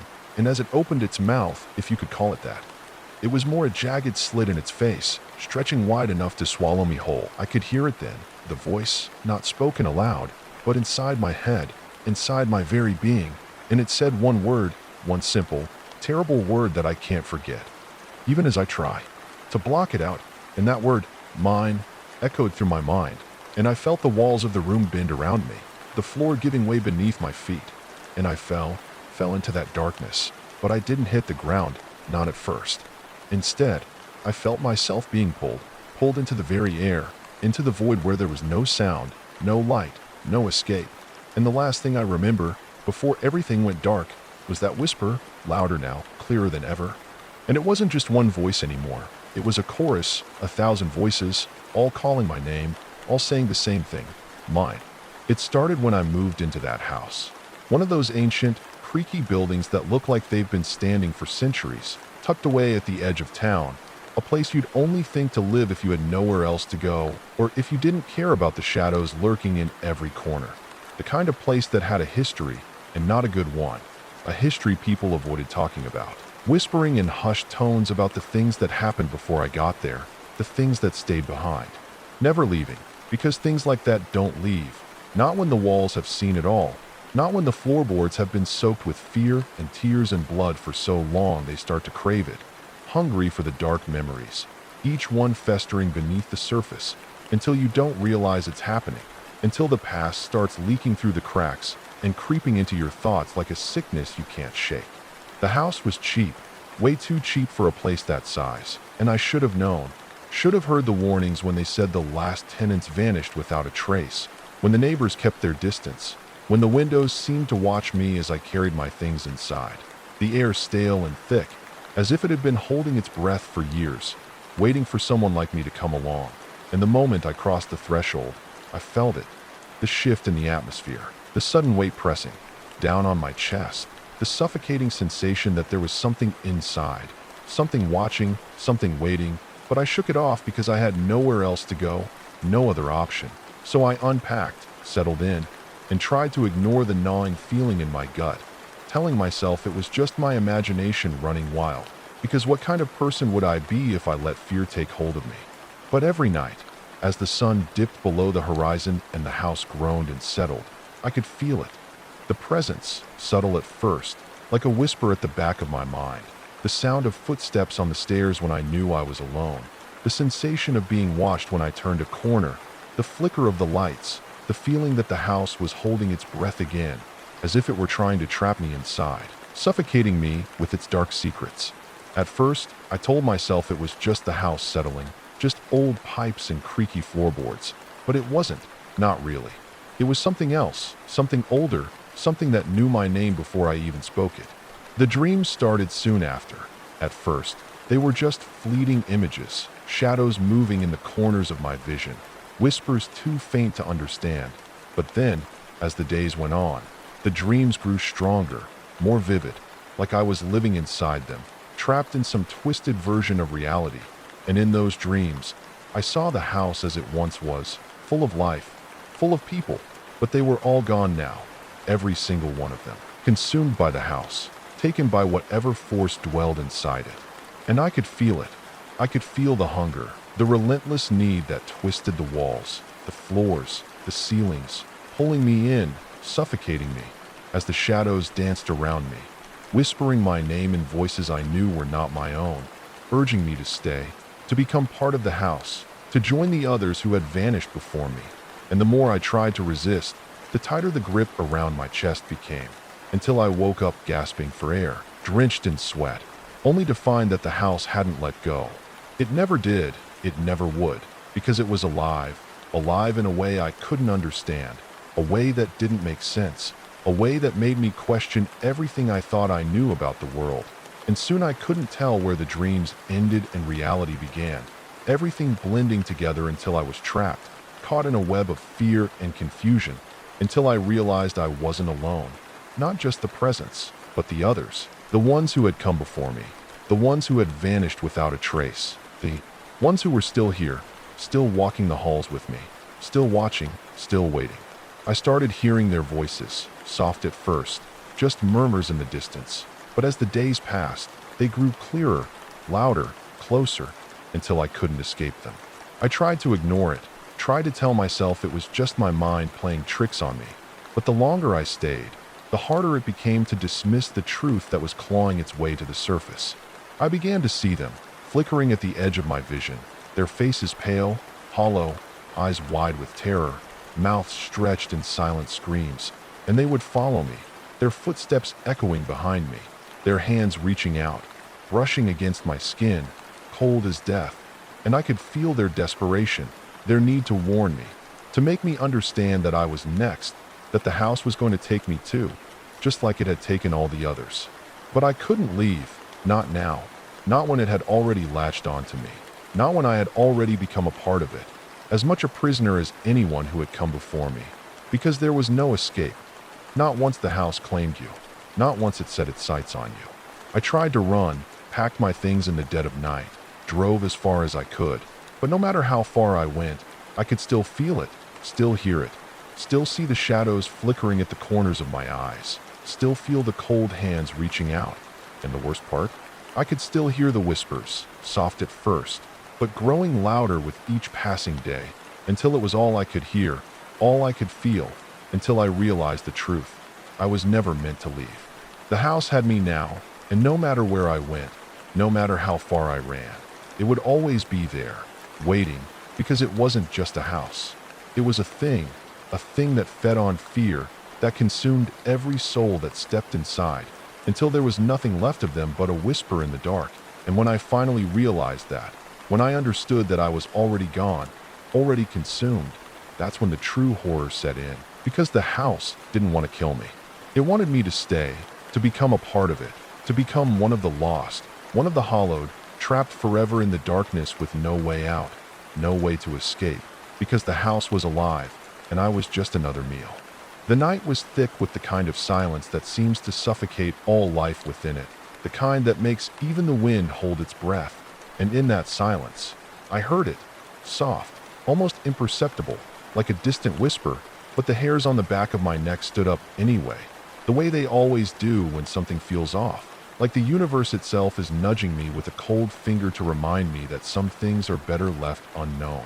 But curiosity, always curiosity, had me pulling back the curtains of my safe little room, expecting to see only the dull, pale glow of streetlights outside. But instead I saw something far worse, something that should not have been, a shape, human but not, crouched in the shadow of the old oak tree across the street, its limbs bent in unnatural angles, like they were made to snap and bend in ways bones were never meant to, its head tilted far too far to one side, the empty black sockets where eyes should have been staring back at me, and I couldn't move, couldn't breathe, couldn't even think, because the sheer impossibility of what I was seeing seemed to carve a hole in my mind, a void that swallowed all rational thought, and I just stared at it, rooted in place, praying it would go away, but instead, it tilted its head further, like it was studying me, and the air around it seemed to grow colder, the shadows more oppressive, the silence heavier, and I should have run, should have screamed, but I didn't, and that was the first mistake. Because just as I thought it might retreat into the darkness from whence it came, it moved, slowly at first, dragging itself from the tree, its joints grinding like something long dead, and I should have turned away, should have slammed the window shut and locked the door, but I couldn't tear my eyes away from it, not as it crawled forward, its fingers elongated, tipped with claws that scraped against the pavement with a sound that was far too sharp for something that wasn't supposed to be alive. And then it stopped, just outside my window, and its head twisted, the otherworldly gaze still locked on me, and I felt it then, a presence pressing down on me from all sides, like I was being suffocated by something invisible, something ancient, something hungry, and I wanted to scream, wanted to beg for it to leave, but my voice was gone, stolen by the cold dread that wrapped itself around my throat, and in that moment, the thing spoke, not with a mouth, but with a sound that echoed inside my head, a voice that felt like it had been trapped for centuries, the words garbled, like it didn't know how to form them correctly. But the meaning was clear, far too clear, because I understood it completely, even as my heart hammered in my chest, even as my mind screamed for me to flee. The words were simple, "You're not supposed to be here." And then it reached out, and for the briefest of moments, I thought it was going to grab me, pull me into the darkness with it, but instead, just touched the window, its clawed fingers leaving a trail of black ichor behind. And I could see now, as its hand hovered there, that its skin wasn't skin at all. It was something else, something slick and wrong, like an oil-slick membrane stretched too tight over the bones of something that should have rotted long ago. And then it let out a sound, something between a growl and a sigh, like it was disappointed, but it didn't move away, didn't leave. And I didn't know how long I stood there, staring back at it, unable to move, unable to speak, trapped in the thick, suffocating silence. But eventually, just as I thought my heart might burst from the terror of it all, the creature did something that I can't forget, something that still makes my blood run cold when I think of it. It smiled, or at least I think it smiled, because the movement of its lips, if they could be called that, stretched too far, revealing rows of teeth that were too long, too sharp, too numerous. And that's when I realized, truly realized, that it wasn't here to take me. Not yet, anyway. but to remind me that I wasn't alone, that there were things out there, in the dark, that were watching, waiting, and just as quickly as it had appeared, the creature pulled away, retreating into the shadows, disappearing from view. But I couldn't move, couldn't breathe, couldn't process anything for what felt like hours, until the first light of dawn crept over the horizon, and only then did I manage to close the curtain, retreat into the farthest corner of my room, and sit, shaking, waiting for the sun to chase away the darkness. But even then, I couldn't shake the feeling that something had changed, that something was watching me still, waiting, and that it hadn't left. Not really, because when I glanced back at the window later, there, smeared across the glass, was a handprint, black and oily, the fingers elongated and too wide, a mark that hadn't been there before. And I realized that no matter how much time passed, no matter how far I tried to run from it, I was never going to be free, not of that thing, not of its gaze, not of the knowledge that something was always out there, just waiting for the right moment to remind me again that I was never truly alone. And I could hear its voice in my head again, soft and insistent. You're not supposed to be here. But now, it was no longer a warning. It was a promise. The night fell heavily, the kind of dark that pressed against the skin, suffocating any sense of security, and in the silence, I could feel it watching me, waiting. And it wasn't just the usual creaks of an old house. It was something deeper, something far more sinister that had burrowed its way into the walls, into my thoughts, a presence that hadn't always been there, but one I couldn't deny anymore. Not after what had happened, not after that phone call that had shattered the normalcy of my life, turning every quiet corner, every shadow, into something horrific. And as I sat there in the dim glow of my living room light, I could hear the faint whisper of my own name, soft at first, almost as though the air itself was breathing it out. But the longer I sat in the darkness, the louder it grew. And it wasn't my name anymore. It was a word I didn't recognize, something foreign, something that didn't belong. And with each passing second, my heart began to race, faster and faster, as if it could outrun the encroaching terror. But the sound was relentless, clawing its way through the silence until it felt like the very walls were pulsating with it, vibrating with a rhythm I couldn't escape.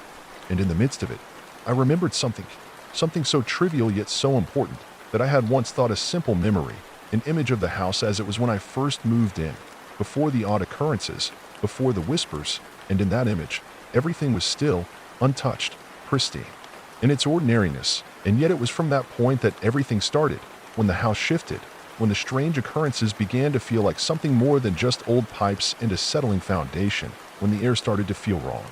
And I had tried to dismiss it, rationalize it. But then came the night when the first knock echoed through the door, a soft tap that I initially ignored, but it came again, louder this time. And when I opened the door, there was no one there, just the empty street stretching into the unknown. But then I found something, just beneath the doormat, a small, folded piece of paper, and on it, in scrawled, uneven handwriting, were 3 words, "It sees you." And at first, I thought it was a prank, some sick joke played by the neighbors or kids from down the street. But when I looked up, the street was deserted, no one around, nothing but the distant hum of the streetlights, in the air, thick with a sense of unease. And when I closed the door, the room felt smaller, the walls seemed to press in just a little more. And it wasn't just the house, it was me. I realized something inside me had shifted, something had been awakened, and the days that followed became a blur of strange sensations. Sounds that couldn't be explained, lights flickering in the corners of my vision, and that thing, that presence, lingering just out of sight, like a shadow that refused to leave.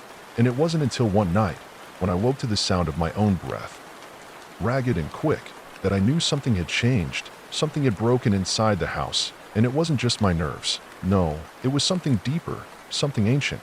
And I could feel it, crawling beneath my skin, tightening like a noose. And the whispers were louder now, clearer, as though they were speaking directly into my mind. And when I tried to shut it out, to ignore it, I heard it then, louder than ever before, not in my mind, but in the room with me. And I bolted upright, the room, spinning, my eyes darting to the corner, where the shadows clung like a thick, choking fog. And there, in the dim light, I saw it, a figure, tall, impossibly thin, with features that seemed to shift every time I tried to focus on it, its body elongated, its hands twisting in ways that shouldn't have been possible. And I froze, unable to move, unable to scream, as its eyes met mine, as that were nothing but hollow black pits. And in that instant, I knew The house wasn't haunted. I wasn't being haunted. I was the one being consumed, and the realization hit me like a weight, a crushing force that left me breathless, and I wanted to run, to flee, but my legs were frozen, my body betraying me, and the figure took a step toward me, its face, if you could call it that, pulling into a grotesque smile, a mouth too wide, too full of jagged teeth that seemed to glow in the darkness, and I could feel the breath in my chest faltering as the air grew colder, as though something was drawing the warmth from the room. And in the space between my panicked thoughts, I understood. This wasn't just some creature or monster. It was the embodiment of the house, a living, breathing thing that had existed long before I'd moved in, and it had been waiting for someone to come, to break the fragile peace that had existed between it and the world outside. And as the thing stepped closer, I finally found the strength to move, to scramble backward, but the ground beneath me seemed to shift. Like the floor was melting, warping beneath my feet, and I felt myself sinking, dragged downward, deeper into the heart of the house, into the dark that was waiting for me, and I screamed. But no sound came out, my voice swallowed by the very walls that now felt alive. And in that moment, I knew the house wasn't haunted by ghosts or spirits. It was the ghost, the thing that haunted everything, and I was just its next victim, its next meal. And as I disappeared into the dark, I could hear the whispers again, growing louder, more insistent, and I knew, in the deepest part of my soul, that this was only the beginning, that this was its hunger, and it would never stop feeding. I never thought I'd encounter something like this. If someone had told me this story, I would have dismissed it as mere superstition, the kind of thing one hears around campfires or in the dark corners of bars, tales spun to keep a drunk crowd entertained. But what happened to me, what I witnessed, left me with an unsettling truth I can no longer deny, a truth that haunts me every moment I'm awake, and even worse, I feel it in my dreams, creeping in like a shadow that stretches across everything I see, like an inescapable truth that gnaws at the edges of my sanity until I'm left questioning what is real and what is just the whisper of a mind breaking under the weight of something too horrifying to understand. It started innocently enough, or at least, that's how I remember it. The first time I saw the house on the hill, the kind of house that looks as though it belongs in a painting. An old mansion draped in ivy and time, weathered and forgotten by most, but still standing, towering above the town like a relic of the past, something no one ever really spoke of, not even in hushed tones. And when I asked about it, I only got evasive answers, locals shifting uncomfortably before they would change the subject. My curiosity growing with every unanswered question, the mystery of that house gnawing at me. Until one day, I decided to go there, to see it with my own eyes, to uncover what lay behind the walls that no one seemed to want to talk about. And so I found myself, standing at the base of the hill, staring up at the silhouette of the mansion, the sun setting behind it, casting long shadows that seemed to stretch out toward me like something alive. But still, I climbed the path, my feet crunching the gravel, the house looming larger and larger with every step, the air growing colder, despite the warmth of the day. And when I finally reached the front door, I paused, hesitation gripping me for the first time. But I pushed it aside, determined to uncover the truth. So I knocked, once, twice, and when there was no answer, I let myself in, the door creaking open as if it had been waiting for me. And as soon as I stepped inside, a cold shiver ran down my spine, the air thick with dust, and something else, something I couldn't quite place, a feeling that made my skin crawl. But I pressed on, the floorboards groaning beneath my feet as I ventured further into the house. The rooms all dark, the windows covered by heavy curtains, and in each room, there was a sense of abandonment, as if the house hadn't been lived in for decades. But then I came to a door at the end of a long corridor, a door that was different from the rest. It was old, but it wasn't dusty. There was no decay around it. And when I reached for the handle, my hand shook, not from fear, but from something else, something I couldn't explain. But I turned the handle anyway, and the door opened to a staircase, winding down into the dark, and something pulled me toward it, something that made me step forward without thinking. And as I descended the stairs, I heard the faintest sound, a whisper, low and barely audible, like a breath in the dark, and I paused, straining to hear it again. But it was gone, just the silence of the house pressing in on me, thick and suffocating. So I continued, my footsteps slow but deliberate, until I reached the bottom of the stairs, And there, in the darkness, I saw it, a room. And in that room, a single figure sitting in a chair, facing away from me, motionless. And I couldn't make out the details of its form, just the shape of a person, a silhouette in the gloom. And despite myself, I called out, my voice barely above a whisper, "Hello?" And there was no response, just the air growing heavier, the shadows deepening around me. And before I could step forward, I felt something, a cold presence, a wave of dread washing over me. But still, I couldn't stop myself from moving closer, my feet dragging, as though something was forcing me to approach. And when I reached the figure, I finally saw it clearly, the body of a man, sitting perfectly still in the chair, his back straight, his hands resting on his lap. But his face was pale, too pale, his skin nearly translucent, and his eyes were wide open, staring straight ahead, unblinking, and something in me screamed, a primal fear rising up from the depths of my being. But before I could react, I heard it again, the whisper, louder this time, closer, and as I turned, I saw her, a woman, standing just behind me, her face hidden in shadow, but I could feel her eyes on me, cold, dark, unblinking. And then she spoke, her voice like dry leaves scraping together. "You shouldn't have come." And as the words echoed in my mind, I felt something in my chest, a pressure, a crushing weight. And before I could respond, before I could even think, the room seemed to close in around me, the walls shifting, the air growing thick with something vile, and the man in the chair. He moved, his neck cracking as he turned to face me, his mouth opening wide, too wide, far too wide, and his teeth, they were sharp, jagged, like broken glass. And then the woman stepped forward, her hands reaching out, and I tried to scream, but no sound came, just the overwhelming sensation of being pulled, dragged into the darkness. And then I woke up, or at least I thought I did. But something was wrong. The room was different. It was colder, the walls closer, and as I sat up, I realized I wasn't in my own bed. I wasn't anywhere familiar. I was in a place that wasn't real, a place that shouldn't exist. And in the corner of the room, I saw them, the figures, all of them, standing there, watching, their faces pale, their eyes wide, their mouths twisted into grotesque smiles. And that's when I understood, what I had seen, what I had stumbled upon, wasn't just a house. It was a place that trapped souls, that trapped people like me. And the worst part, the most terrifying part, was that I was never meant to leave. I was never meant to wake up. I had always thought that the worst of my nightmares was just that, dreams, mere figments of my mind conjured in the dead of night, distorted by my own fears. But when I stepped into the house on the outskirts of town, I quickly realized that the things I had seen in those dreams weren't so easily forgotten, not when they had found a way to bleed into the waking world, not when they had a home now, not when I had no choice but to be their unwilling guest. It was a house I shouldn't have gone near, a house that stood tall and decaying like a monument to some long-forgotten tragedy, surrounded by an aura of mist that seemed to never lift, clinging to the ground like it had been there for centuries, waiting, watching.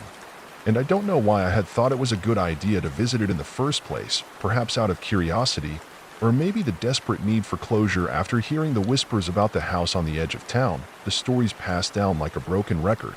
Stories of its dark history, of the family that had once lived there, of the things they had done in that house, things that no one dared to speak of, but that didn't stop me from driving up to it one gray afternoon, drawn in by a strange magnetism I couldn't explain, ignoring the warning signs of every instinct in my body telling me to turn back and leave well enough alone. And as I stepped through the creaking door, the first thing that hit me was the smell, musty and damp, like old books left to rot in. The dark for far too long, the scent of decay and mildew curling around me, and as my foot pressed deeper into the entryway, I felt the air thicken, like it was trying to hold me there, trapping me in the confines of this forsaken place. And even as the wind outside howled through the trees, I could hear the silence within, an unnatural, suffocating stillness that sent a chill down my spine. I should have known something was wrong the moment I stepped inside, the faint flicker of the lights above, the way the floorboards groaned as if the house itself was breathing. But I kept moving, because there's always that part of you, that whisper in the back of your mind that tells you everything will be fine, that it's just your imagination playing tricks on you. Even though deep down you know something's wrong, but the pull was too strong, and I had to see it, had to know the truth behind the stories, behind the strange disappearances, behind the madness that had consumed the people who lived there before me. And so I walked further into the house, the heavy door behind me shutting with a finality that felt like a death knell.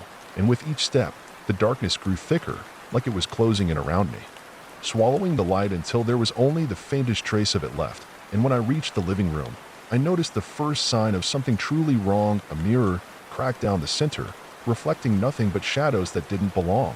Shadows that seemed to move on their own, twitching and twisting as if they were alive. And as I stared at the reflection, the hairs on the back of my neck stood up, the eerie sensation of being watched growing stronger with each passing second, like a presence was looming just beyond my reach, waiting for me to make a mistake. And despite the growing sense of dread, I stepped closer, unable to tear my eyes away from the broken glass. And that's when I saw it, a figure, barely visible in the reflection, standing just behind me, its pale, hollow eyes staring at me with an intensity that sent a jolt of terror through my body. And I spun around, heart pounding in my chest. But there was nothing there, only the empty room. And I laughed, a nervous, shaky sound that I immediately regretted, because I knew, deep down, I had just made a mistake. Because the thing that had been watching me in that mirror wasn't a trick of the light. It wasn't a figment of my imagination. It was real. And as I began to turn away, something moved in the corner of my vision, something dark, something hungry. And in a split second, the house came alive with noise. The floorboards cracked and shifted beneath my feet. The walls groaned as if they were stretching. And in that instant, I understood that I wasn't alone anymore, that the house itself was alive. And it wasn't content with just watching, it wanted to consume, to pull me into its depths. And before I could react, the shadows in the room lunged at me, wrapping around my legs, like cold, skeletal hands pulling me down toward the floor. And I screamed, struggling to break free, but the shadows only tightened, their grip unyielding, dragging me into the center of the room, where the air grew colder and colder, until I could see my breath fogging in front of me. And as I was pulled toward the center, I saw the dark shape again, its eyes now glowing with an unnatural light. And it grinned, a grin that spread wide across its face, revealing jagged, broken teeth. And then it spoke, its voice a rasping whisper that scraped at my sanity, telling me things, awful things, things that no human should ever hear.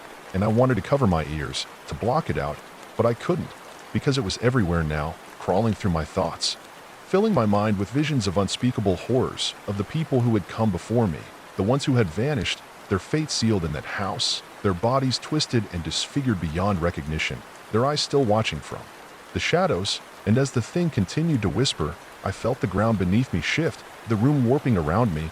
And I realized then that the house wasn't just a house, it was a prison, a trap for souls, a place where the dead never left, where they were forced to wander forever. And I knew that I was next, that I was being pulled into this endless nightmare, that there would be no escape. And as the shadows closed in around me, I saw the figure one last time, its eyes filled with a hunger that would never be satisfied. And I screamed once more, but it was too late. My voice was swallowed by the darkness, and everything went black. And for a moment, I thought I had died. But then I heard it, the sound of my own breath, shallow and ragged, echoing in my ears. And when I opened my eyes, I was no longer in the room, but outside, standing in the front yard, the house looming behind me, silent now, empty, as if nothing had ever happened. And yet I could still feel it, the weight of something watching me, the sense of being trapped, as though the house had let me go, but only for a moment. And I knew, deep down, that I would never truly be free, that the house would always be there, waiting for me to return, waiting for its next victim. And as I turned to leave, I could hear the whispers again, faint but unmistakable, calling me back, calling me home. I woke up in a cold sweat, the sound of dripping water echoing through the empty room, my pulse racing as the darkness around me felt thicker than it ever had before. And as I stumbled to my feet, trying to shake off the suffocating fear clawing at my throat, I noticed the faintest of movements in the corner of my vision, a shadow that shouldn't be there, something that was neither living nor dead, yet impossibly real. And the air smelled of decay, of wet earth, of something far worse. And when I looked up, the window was wide open, despite the fact that I knew I had closed it before going to bed, a draft sweeping across the room, pulling my attention to the strange markings on the wall, scratch marks, deep and desperate, almost like someone or something had tried to claw their way in. And when I reached out to touch them, I felt the hairs on the back of my neck stand up, an unnerving tingling sensation creeping along my spine. and the temperature dropped, as if the very air around me was growing more hostile, more alive. And then I heard it, the faintest whisper, soft but unmistakable, as if it came from beneath the floorboards. And I froze, every instinct telling me to leave, but I couldn't move, couldn't tear my eyes away from the shadows. The dark shapes that seemed to shift when I wasn't looking directly at them.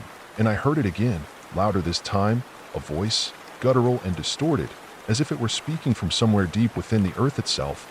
And though I couldn't make out the words, I could feel its meaning, a warning, or perhaps a promise. And my heartbeat quickened as the whisper turned into a low, guttural growl, something ancient and malevolent, and the shadows in the room stretched and writhed, not from any source of light, but from their own twisted energy. And I realized then that whatever was in here with me wasn't just a thing of flesh and blood, but something older, something far more sinister. And as I stumbled backward, tripping over something unseen on the floor, I heard the unmistakable sound of footsteps, slow, deliberate, dragging, like something was walking toward me. And with every step, the air grew heavier, more suffocating, pressing against my chest, and I tried to scream. But no sound escaped my lips, only the hollow sensation of something smothering my throat. And then, as if it knew I was trying to flee, I felt a cold breath against my neck, a rancid stench that made my stomach churn, and I forced myself to turn, my eyes meeting something that shouldn't exist, a figure, its body distorted, bent at impossible angles, its skin pale and stretched tight over its bones, its face a twisted mockery of humanity, with hollow eyes that seemed to see right through me. And for a moment, I stood paralyzed, caught between the terror of what I was seeing and the primal need to run. But before I could move, it reached out, its fingers elongated and sharp, like claws, and it wrapped them around my wrist, its grip cold as ice, its touch sending a wave of nausea through my entire body. And as it pulled me closer, its mouth opened wide, revealing rows of jagged teeth, dripping with saliva, and I could hear its breath, shallow and ragged. And then it spoke again, its voice deep, like the rumble of thunder, and I felt the words rather than heard them, burrowing into my skull, filling my mind with an overwhelming sense of dread.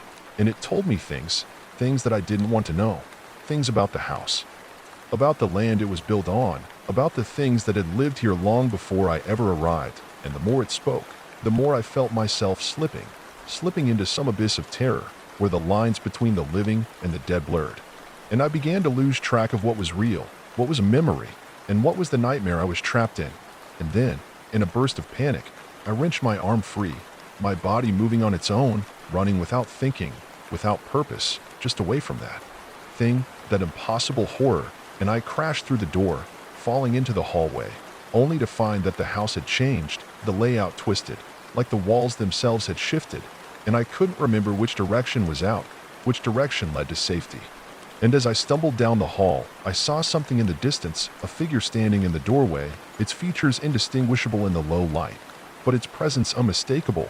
And as I approached, my heart skipped a beat, because I realized, with growing horror, that the figure wasn't human, it was something else, something far worse. And the air grew even colder, and the whispers returned, louder now, closer, surrounding me. And as I turned to run, my feet slipping on the slick floor, I realized that the house wasn't just haunted, it was alive in a way that defied every natural law. And I could hear the creaking of its bones, the groaning of its walls, as if it were moving, shifting, adjusting to my every step. And I felt its hunger, deep and insatiable. And in that moment, I knew there was no escape, no way out. And the whispers grew into a cacophony of voices, all speaking at once, their words incomprehensible but filled with a terrible, desperate energy. And the walls closed in around me, and I could see the faces, twisted and contorted, pressing out from the cracks in the floor and walls, their eyes empty and filled with rage. And as the darkness swallowed me whole, I realized too late that I had never been alone, that I had never been in control, and that the thing that had been following me had always been there, lurking just beneath the surface of reality, waiting for the moment when it could finally claim me as its own. And as I was pulled into the void, the last thing I felt was the cold, clammy touch of something dragging me down into the endless dark, where nothing but the echo of my terror remained. I had always been a skeptic when it came to things that went bump in the night, brushing off stories of haunted houses, strange occurrences, and ghostly whispers as nothing more than wild imaginations fueled by too many horror films. But all that changed one fateful night when I found myself alone in my childhood home, the house I had grown up in but had long since abandoned after moving away for college. The creaking of the old wooden floors beneath my feet serving as a haunting reminder of the many years I spent running through these very halls, filled with laughter and joy. But now it felt different. The silence was suffocating, and the once comforting scent of old furniture had turned sour, as though the house itself had been waiting for me, drawing me back like a spider to its web. And as I walked through the darkened rooms, the air seemed to thicken, making it hard to breathe. The walls were unnaturally cold despite the warmth outside and the faint flicker of the overhead. Light added to the sense of unease creeping up my spine. I tried to shake it off, telling myself that I was just being paranoid, that the house had always felt like this. But when I reached the staircase leading up to the second floor, a chill ran through me so sharply that my knees nearly buckled, and I knew deep down that something was horribly wrong. Yet despite the panic building in my chest, I climbed the stairs anyway, each step seeming to groan in protest beneath my weight. And as I reached the top, I was struck by the unnerving stillness. Not even the faintest sound of the wind outside could be heard. It was as if time itself had stopped, and I felt a sudden, overwhelming urge to go into the room at the far end of the hall. The room I had always feared as a child, the one that had been locked for as long as I could remember, my fingers trembling as they wrapped around the cold metal of the doorknob, turning it with an audible click that sent a wave of dread crashing over me. But before I could open the door, the sound of a faint whisper reached my ears, soft but distinct, so faint that I almost thought I imagined it.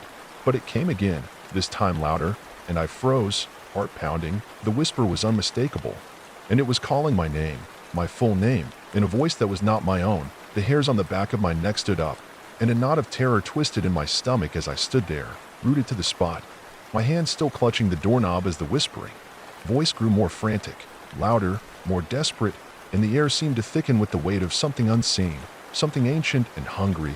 And just as I was about to turn and flee, the door swung open on its own, revealing a pitch-black room that seemed to swallow the light.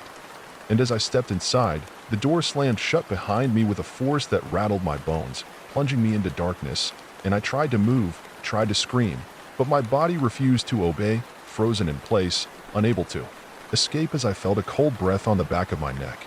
And then I heard it, a soft, what sounded like the dragging of something heavy across the floor, closer and closer, until I could feel the pressure on my skin, like fingers brushing against my shoulder.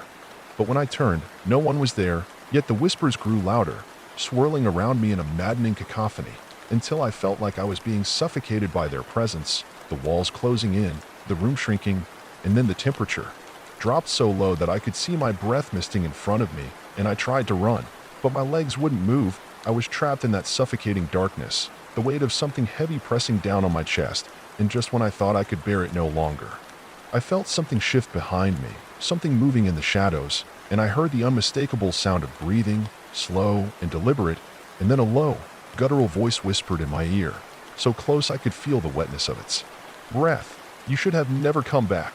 And then, as quickly as it had come, the pressure lifted, the whisper stopped, and the room was silent again. But the silence was worse than the noise, the absence of anything, the complete emptiness that settled in around me. And I felt the presence of something watching, waiting, its eyes upon me, and I stumbled backward, my hand landing on the wall, and for a brief moment, I thought I could hear a soft, distant scratching sound, like claws dragging across wood, and I turned, half expecting to see something emerging from the darkness. But nothing was there, just the oppressive blackness that seemed to stretch on forever. And as I stood there, heart racing, trying to steady my breath, I felt a sudden warmth against my skin, the faintest touch, like fingers brushing my arm, and when I looked down, I saw that the air around me had begun to shimmer, rippling like water disturbed by something unseen, and a low, distorted voice filled the room. A voice that wasn't speaking words, but something far darker, a primal sound that resonated in the very core of my being. And I knew in that moment that whatever was in this house, whatever had been waiting for me, it had no intention of letting me leave. And with that realization came a deafening roar, so loud that it shook the walls, and the darkness seemed to come alive, swirling around me, closing in, until I could no longer see, no longer feel, and in that final moment, as everything seemed to fold in on itself, I heard the voice again, now clear and unmistakable, a low, mocking laugh that echoed in the depths of my mind. And as the world around me fell away, I understood the terrible truth. I had never left.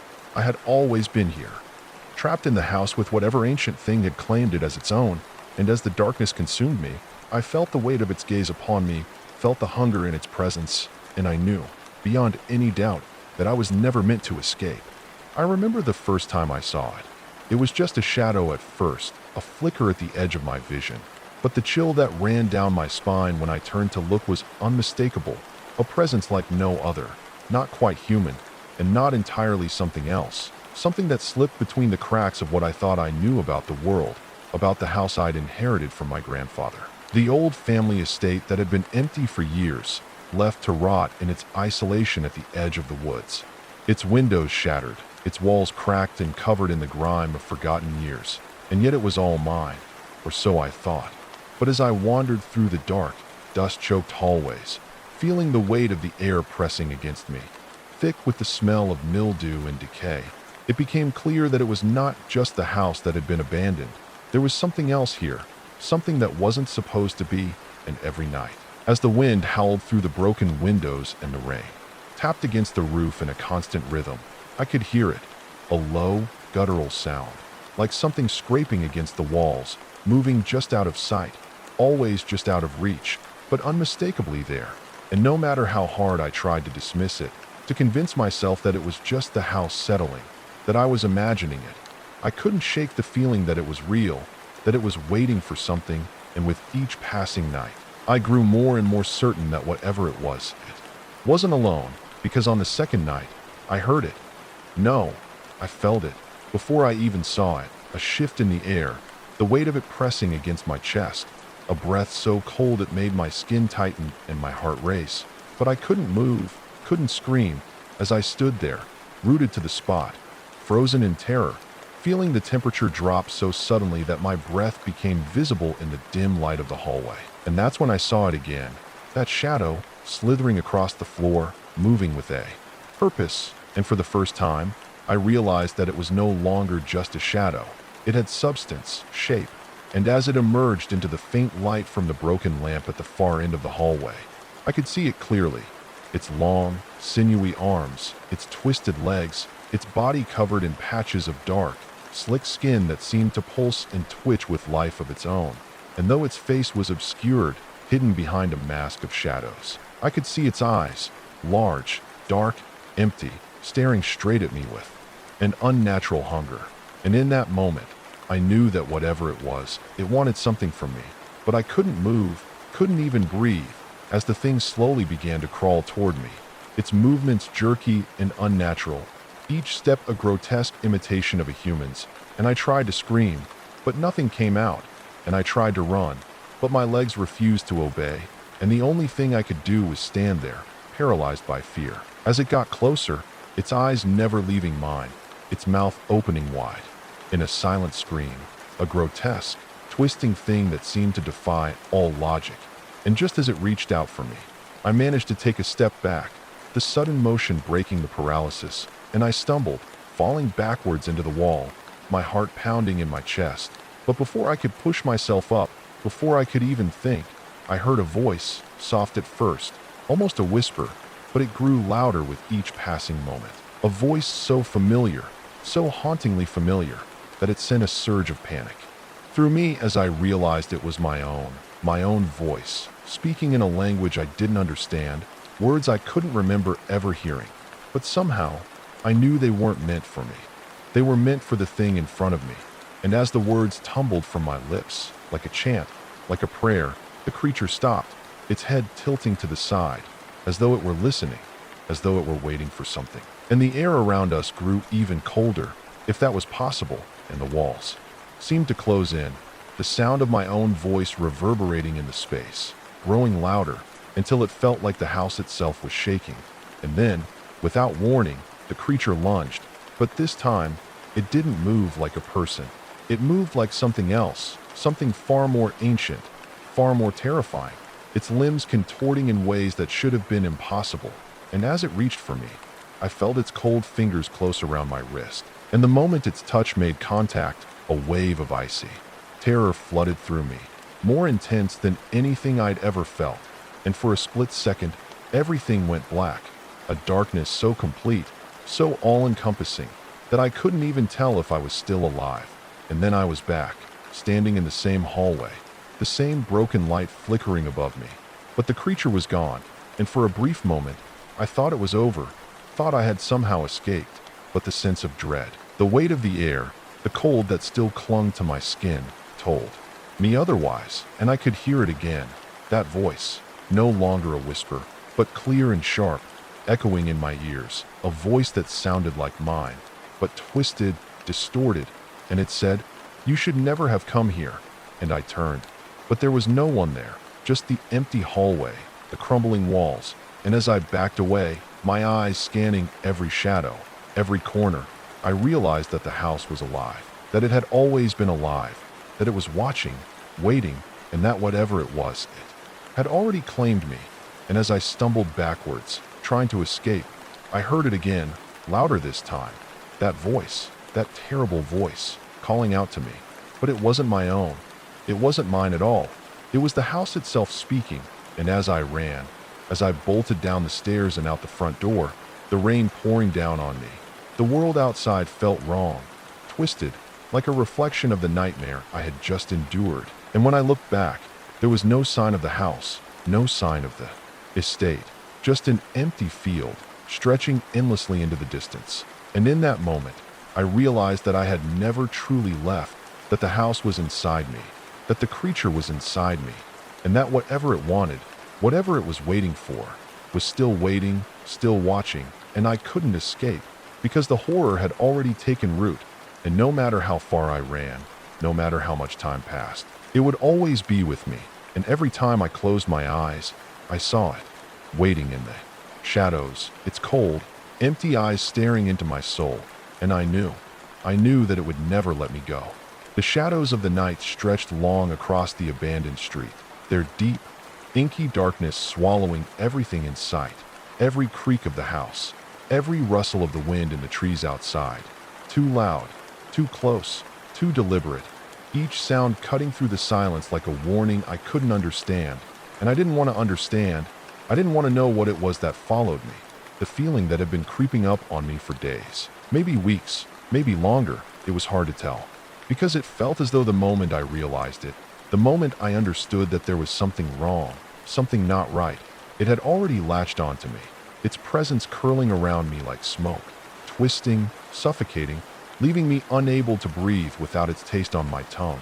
And it wasn't until the rain began, slow and gentle at first, that I truly understood how wrong everything had become. Because the rain wasn't the kind of rain that should have been falling on a place like this. The kind of rain that didn't make sense. It didn't belong. Its coldness seeped through my bones in a way that felt unnatural, that felt deliberate.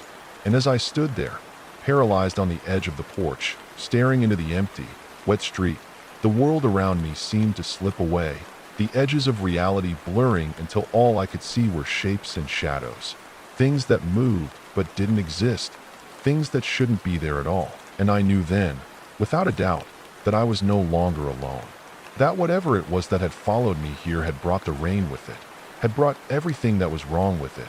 And I didn't know how long I stood there, staring into the abyss of my own fear, waiting for something to happen, for the silence to break, for the shape to finally take form and show itself.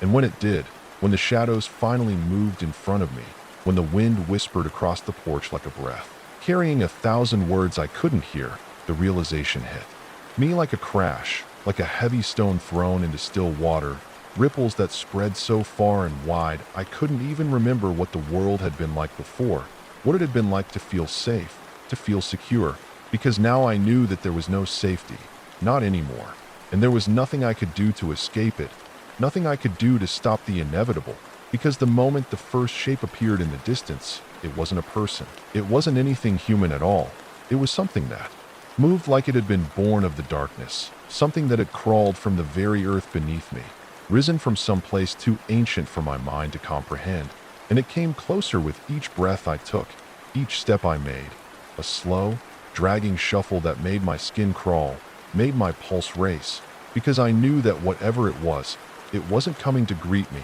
it wasn't coming to make peace, it was coming to claim me. And as the creature drew nearer, I could see its eyes, two glowing orbs in the center of a face that seemed to have been stitched together from pieces of broken dreams. Each wrinkle, each scar a mark of something terrible, something unspeakable. And yet it was still somehow familiar, still something I could almost recognize, like a face I had seen in a dream or a memory long forgotten. And that was when I realized, when the realization hit me like a cold slap in the face, that it had always been there, that it had always been watching, waiting, following me, that the shape had been there in every corner of my life, every shadow that had ever passed me by, every quiet moment I had taken for granted. It had always been there, waiting for me to see it, to finally understand what it was. And when I looked into those eyes, I saw the truth. I saw the end of everything I had known, the end of everything I thought I could escape, because there was no escape from this, not now, not ever. And the creature drew closer, its ragged breaths mixing with the sound of the rain, its gnarled, twisted hands reaching for me. And I wanted to scream, to run, to do anything, but I couldn't, because the moment I met its eyes, the moment it saw the fear in me, the moment it knew that I knew, it was over. I was already gone, and the creature was no longer just a shadow. It was me. It was everything that I had tried to run from, and I didn't know how long it had been, how long I had been standing there, frozen in place, with the rain pouring down in a torrent around me, with the creature inching closer and closer until it was right in front of me, its breath warm against my face, and it whispered something, just one word that made my heart stop, made my blood freeze, because it wasn't a word I recognized. It wasn't a word I could understand, but it was a word that felt like a promise, like a curse, like something that had been waiting for me my entire life, and I couldn't escape it, couldn't run, couldn't hide, because I was already part of it. I had always been part of it. And as the creature's hands finally touched my skin, cold as death, I felt the world shift around me, felt myself slipping into something darker, something colder, something that didn't belong to the world I had known. And the rain stopped, the wind died, and in that silence, I felt the weight of everything, the weight of the past and the future, the weight of all the moments that had led to this one. And I realized, in that final moment, that I had never been alone, that I had always been a part of something bigger, something darker. And as the creature's grip tightened around me, I understood what it meant to be consumed, what it meant to be lost forever. I didn't mean to stumble upon it, not like this, but there was something wrong about the forest that night, something I couldn't quite put my finger on, and it gnawed at me as soon as I stepped into its shadow, the air thick with the smell of earth and decay. Not the kind you'd expect from nature, but something ancient, something that had been festering for far longer than I had been alive. And as I ventured deeper, my steps almost soundless on the spongy underbrush, I couldn't shake the feeling that the trees were watching, not just the way trees do, their branches swaying with the wind, but a kind of silent, predatory observation. And when the moon finally broke through the clouds, casting a sickly glow across the clearing ahead, I saw it, the hollow, just a massive, gaping pit in the earth, no more than 20 feet across, its edges jagged and uneven, as though the land itself had torn open. And though it should have looked like nothing more than an ordinary sinkhole, something in my gut told me it was far more than that. And as I knelt by its edge, peering into the abyss below, the sensation of being watched grew stronger, not from the trees, but from the pit itself, like the very ground beneath me was alive, breathing. And I felt a cold sweat form on the back of my neck, but curiosity, that old, dangerous companion, pushed me closer, urging me to look deeper into the blackness. And when I did, I saw movement, something shifting in the dark, something massive, though I couldn't make it out clearly. And the air around me grew heavy, thick with an unnatural humidity, and the whispering wind began to speak, though there was no breeze to carry it, the sound almost like a language. A low murmur that seemed to press against the inside of my skull, urging me to listen, to lean closer, and despite every warning my instinct screamed at me. I did, just a little, and then the voice. That guttural whisper that had been teasing the edge of my perception became clear. And it said, "Come closer." It was a voice, ancient and hollow, like something forgotten but eternally hungry, and I pulled back, heart hammering in my chest. But the pull of the voice, of the darkness below, was stronger than fear, and as if in a trance, my hands reached for the edge. And then I was falling, no longer able to feel the ground beneath me, no longer able to hear anything but the relentless pounding of my heart in my ears, and the rush of air as I plummeted into the abyss, deeper, deeper, until I landed with a sickening thud on something soft, not ground, not stone, but flesh, and I barely managed to scream before the darkness swallowed me whole. But it wasn't the kind of darkness I'd expected. It wasn't a void, but a living, breathing entity. And I realized that the thing I had fallen into was not a pit, but the belly of some vast, monstrous creature, something far older than the world itself, and its walls, slick and pulsing, pressed against me from all sides, the air thick with the smell of rot and decay. And as I lay there, struggling to breathe, I felt it, the thing inside me, moving beneath my skin, growing, feeding, spreading its hunger through my veins, a cold, insatiable thing that gnawed at my insides, twisting and writhing in a way that made me want to tear my own flesh open just to get it out. But it wouldn't let me, and I could feel it, feel its hunger, feel the way it twisted and contorted the marrow in my bones, pushing me toward the thing, the creature, the presence that had called me down into its belly. And I knew then, with a horrifying certainty, that it wasn't just me that had been lured here. It had done this before, countless times, and it would do it again, with or without me, because it was hungry. It was always hungry, and as I forced myself to move, to crawl through the viscous, suffocating darkness, I could hear it, the echoing pulse of its heart, like a slow, steady drumbeat, a rhythm that matched my own, and the walls around me squeezed tighter, pressing harder, until I could barely breathe, barely think, only survive. And as I reached out, desperate for something to hold on to, my hand brushed against something warm and wet, and I froze, afraid to look, afraid to know. But when I finally dared, there it was. A face, just a face, or what was left of one, its eyes wide and glassy, its mouth agape in a silent scream. And I realized with sickening clarity that this was the thing's true nature. This was how it fed, how it thrived, and I wasn't meant to leave, not unless it wanted me to. And as I backed away, panic flooding my chest, I realized that there were more faces, more bodies, all writhing in the same thick, foul mess, all consumed, all waiting. And the realization hit me like a blow to the stomach. I wasn't going to escape this place. There was no escaping the hollow once you were inside, not alive. Anyway, I should have died right then. But the creature, whatever it was, wasn't done with me. I felt it stir again, deeper inside me now, the thing that had begun to take root in my very flesh, and it pushed me forward towards something darker, something deeper, something that didn't just feed on bodies but on memories, on souls. And as I was pulled along, I saw them, hundreds, thousands, shapes twisted into grotesque forms, faces contorted in agony, all connected by a thin, sickly thread that ran through the walls, through the air itself, a pulsing, rhythmic beat that made me sick just to think about. And then I knew what I had to do. I had to keep moving, keep going deeper, to become one of them, to be swallowed whole by the thing that had been waiting for me, waiting for anyone foolish enough to wander in and fall into its jaws. And as I trudged forward, my mind began to unravel, each thought fading into the next like a half-forgotten dream. And I couldn't remember who I had been before, couldn't remember why I had ever tried to escape, because now I knew the truth. I would never leave. This hollow would never let me go, not until I was part of it, a meal, a whisper in the dark, and I could feel it taking hold of me, changing me, and I welcomed it, welcomed the hunger, welcomed the oblivion that was creeping up on me. And with every step, every breath, I felt myself slipping away, fading into the void, until there was nothing left but the hollow, and me, and the unending, insatiable hunger. It was late when I decided to drive through the back roads, thinking the quiet would give me the peace I needed, the peace I craved after weeks of noise. But what I didn't know then was that my need for solitude would lead me into something I couldn't escape, couldn't forget, no matter how hard I tried. And by the time I realized it, the wheels of fate had already been set into motion, and there was no way to turn back, no way to outrun what had already begun, no way to even understand what it was. The creeping sense of wrongness that wrapped around me the second I turned off the main highway, the asphalt slick with the evening mist, the air thick and suffocating, clinging to my skin as I pressed on.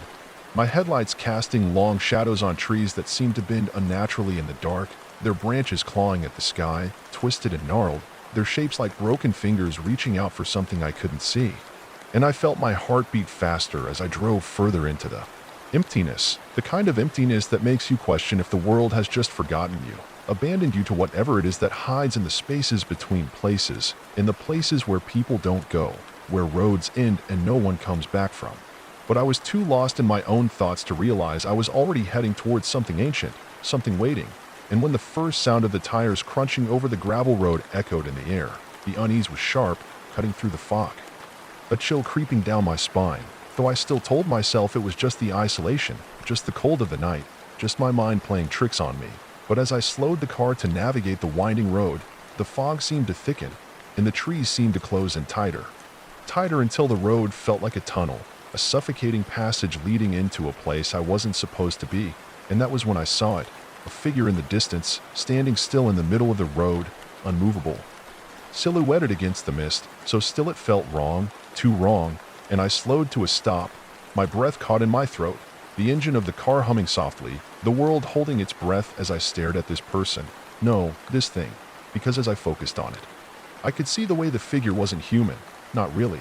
The shape was wrong, the limbs too long, the posture too crooked, and yet, there it stood, and for a moment, I was frozen, unsure whether to reverse, to drive off, or to step out and ask if it needed help. But before I could make any decision, the thing turned its head slowly, deliberately, and I could see its eyes, huge, black voids that seemed to absorb everything around them, hollow, endless pits that stared right through me. Like it could see everything, everything I had done, everything I had thought, everything I was, and I felt the weight of its gaze crush down on me, suffocating me in a way I couldn't explain, and I didn't even hear the sound of the door opening. Didn't hear it until it was too late, until something was moving, fast, too much, and before I could react, I felt the coldness, the freezing cold of its touch on my shoulder, the fingers, long and bony, wrapping around me, pulling me out of the car with unnatural strength, and I struggled, trying to break free, but the grip was too tight, too strong, and my vision blurred as the mist enveloped us, the fog thickening until it was all I could see, this thing in the suffocating gray. That swallowed everything else, and then there was a sound so horrible, so incomprehensible that it made my skin crawl, a low, guttural hum that seemed to vibrate in my bones, in my very marrow, and I screamed, but the sound was swallowed by the fog. And then the creature moved closer, its breath hot and rancid on my face, and I could smell the rot, the decay, as if it hadn't breathed fresh air in centuries, as if it had never known life. And then, in a voice that wasn't a voice at all, more like a scraping sound, like nails on glass, it whispered to me, the words jagged, broken, echoing in the stillness of the fog. You shouldn't be here. You shouldn't have come. And I couldn't speak, couldn't even breathe, because the sheer terror of its words, of its presence, was too much. And then the world twisted, and I was falling into something I couldn't see, couldn't understand, and as I tumbled into the abyss, I felt my body snap in a way it shouldn't have. But I couldn't scream, couldn't move, as the cold air pressed in around me, colder than anything I'd ever felt, colder than ice, colder than death itself. And when I opened my eyes, when I finally came to, the world had changed, nothing was the same. Nothing made sense, and I was no longer alone. I wasn't even sure if I was still alive, still human. But I knew one thing for sure. I wasn't in the place I had been before, and I wasn't going to leave. Not ever. The world around me was wrong, twisted, distorted, and in the distance, I could hear them, the others, the ones that had come before me, the ones who were trapped in the same nightmare, their voices whispering on the wind, pleading for help that would never come. And it was late when I decided to drive through the back roads, thinking the quiet would give me the peace I needed, the peace I craved after weeks of noise.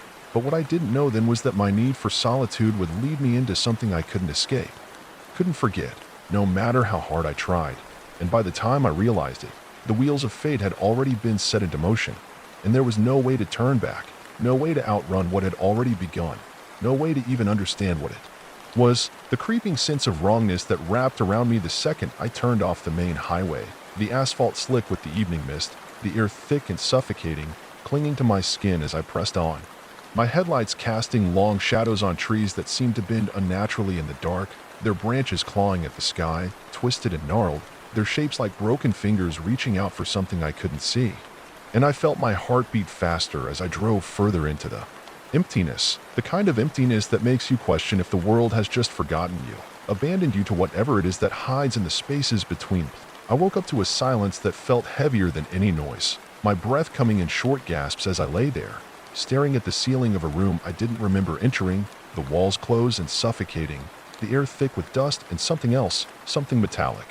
The kind of smell that lingered in the corners of your mind long after it had dissipated, and for a moment, I didn't know where I was, and in that brief moment, I couldn't even remember who I was, but then the panic hit. The overwhelming sense of wrongness, the certainty that something was terribly, irreversibly off, and my mind raced, trying to latch onto fragments of memories, the edges blurry, like I was trying to recall a dream I had just awoken from. But the harder I tried to focus, the more the details slipped away, and with each passing second, the room around me felt like it was shrinking, pulling inward, the shadows in the corners twitching, as if alive, and I tried to move, to sit up, but my body was heavy, as if it was made of lead, and it took every ounce of strength I had to turn my head toward the window, which was covered by thick, tattered curtains that let in no light, just an oppressive, suffocating darkness. And the sense of dread that had settled in the pit of my stomach began to coil tighter, as if something was waiting for me to wake up, something watching, just out of reach but always present. And that's when I noticed the sound, faint but growing louder, a low, rhythmic thumping, like the beating of a heart, slow and deliberate, but not mine, not from my chest. And it was coming from somewhere beyond the walls, or maybe within them, and I strained my ears, trying to pinpoint the source, but the sound seemed to be everywhere at once, as if the very house itself was alive. And then the thumping stopped, abruptly, leaving only the silence, and for a moment, I thought it was over, but the silence felt wrong too, like something was waiting just beyond it. And then, I heard it, a whisper, faint but unmistakable, the kind of whisper that makes your skin crawl, like someone speaking in the room with you. But no one was there, not that I could see, and the whisper grew louder, more distinct, until it was as if the words were being formed in my ear, right next to me. But when I turned, there was nothing but the empty air, and the voice spoke again, clearer now, the words slow, deliberate, each syllable wrapped in a sense of foreboding. "You shouldn't have come." And my heart skipped a beat, as the realization hit me like a cold wave. This was no ordinary place, no ordinary room, and I had stumbled into something far beyond my understanding, far beyond any rational explanation. And just as quickly as it had come, the voice was gone, leaving only the echo of its words, lingering in the air like the last vestiges of a dream fading into oblivion, and the room felt colder now. The air thick with a sense of malevolence that pressed against my chest, squeezing the breath from my lungs, and I struggled to stand, finally managing to push myself upright, my legs unsteady as if I hadn't used them in years, and I looked around, desperate to find an exit, a door, a window, anything that would let me escape this suffocating nightmare. But the walls were bare, the room featureless. The only thing that stood out was a small, cracked mirror hanging on the far wall, its surface warped, reflecting not my face, but something else. Something that sent a jolt of terror through me, a shadow, dark and shifting, like it was alive, moving in the reflection, and I froze, unable to look away, as the shadow seemed to stretch, to contort, until it was more than just a shadow, more than just a trick of the light. And the air around me seemed to thrum with energy, a low hum that I could feel in my bones, and the whisper returned, softer this time, like it was coming from within me, rather than around me. "You're too late." And before I could respond, the shadow in the mirror lunged forward, breaking through the glass, the shards flying outward in every direction, and I screamed, stumbling backward, my heart hammering in my chest, and the room seemed to warp, the walls stretching, the ceiling lowering.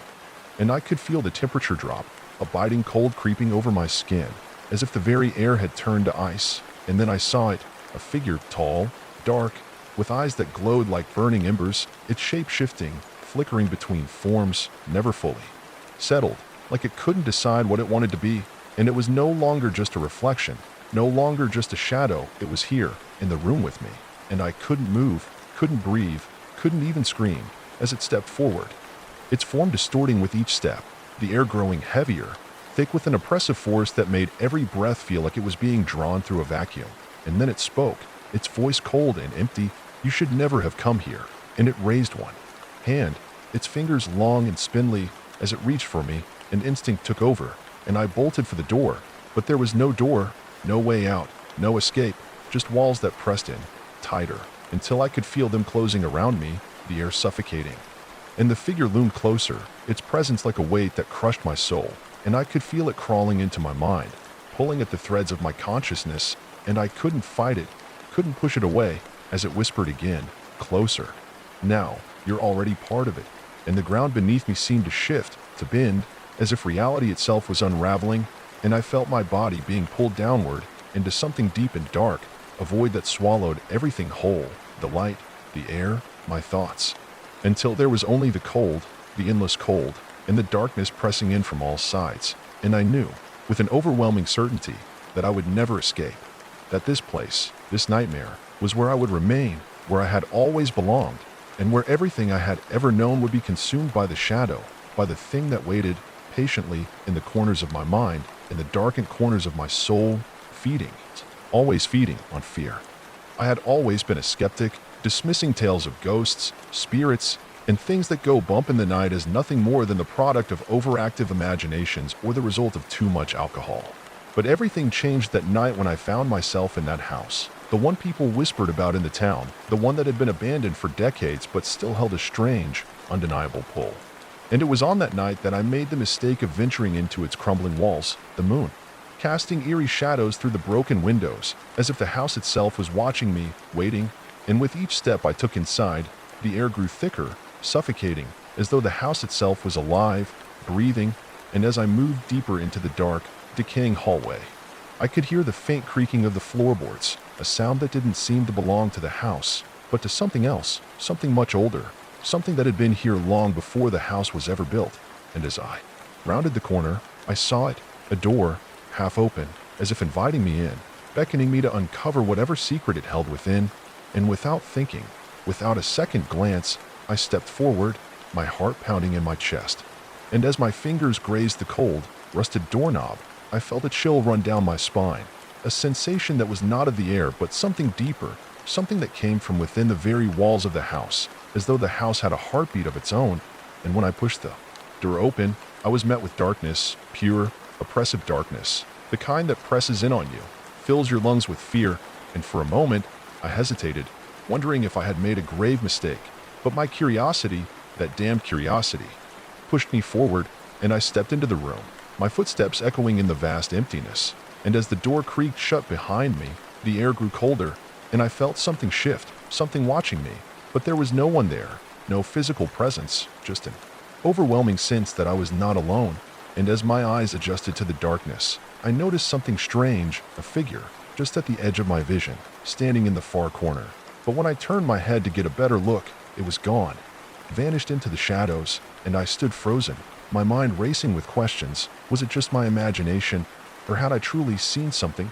And as I tried to convince myself that it was nothing more than a trick of the light, the floorboards groaned beneath me, and I snapped my gaze downward, only to see a pair of feet, pale, lifeless, standing just inches from my own, and the hair on the back of my neck stood on end as I slowly, cautiously, raised my head to meet the cold, unblinking eyes of a figure standing directly in front of me, its face twisted, a grotesque parody of a human, skin pulled tight over a skull that seemed too large for its frame.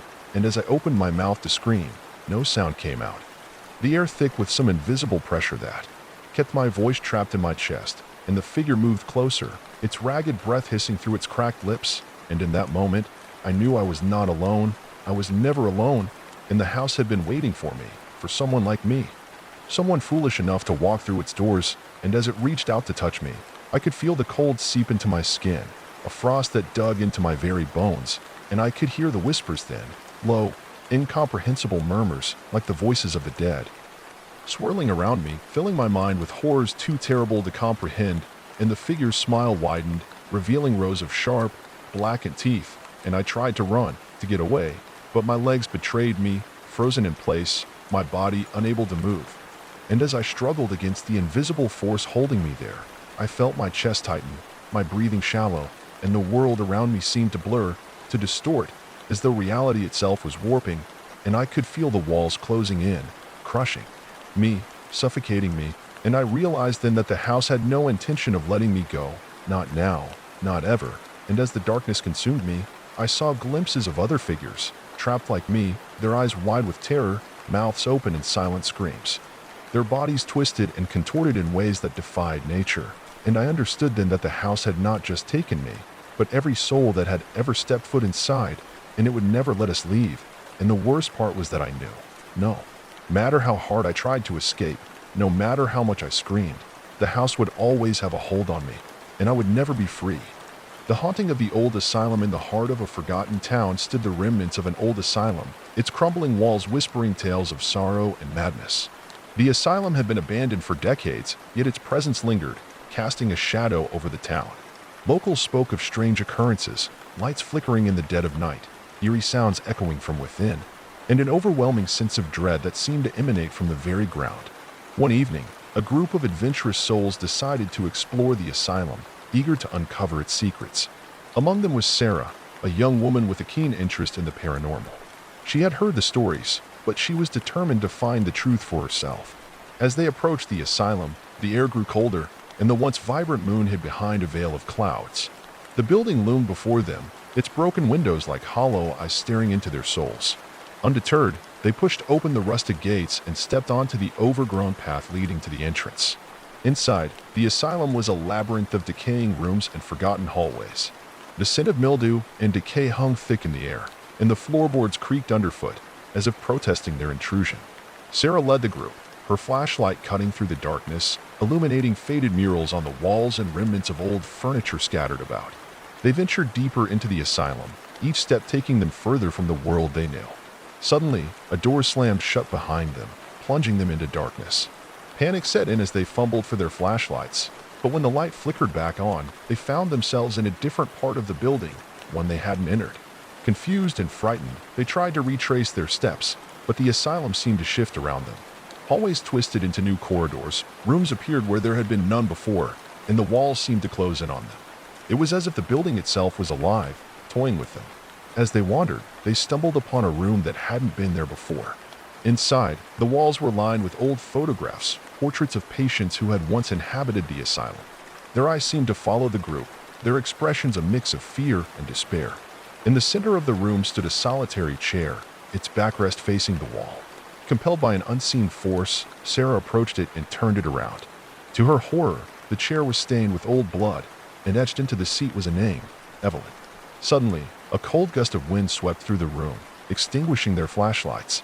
In the pitch black, they heard a voice, a soft whisper that seemed to come from all directions. "Leave now," it pleaded.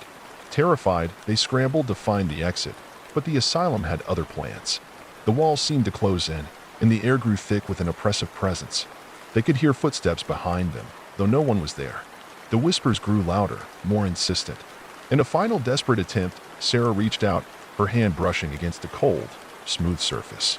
She turned to find herself face to face with a mirror, its surface fogged with condensation. As she wiped it away, her reflection smiled back at her, a twisted, malevolent grin that wasn't her own. Frozen in fear, she watched as the reflection reached out, its hand pressing against the glass. The mirror began to crack, and from within, a pale hand emerged, grasping at her. With a scream, she pulled away, but the hand followed, dragging her toward the mirror. Her friends rushed to her aid, pulling her back just as the mirror shattered, sending shards flying in all directions.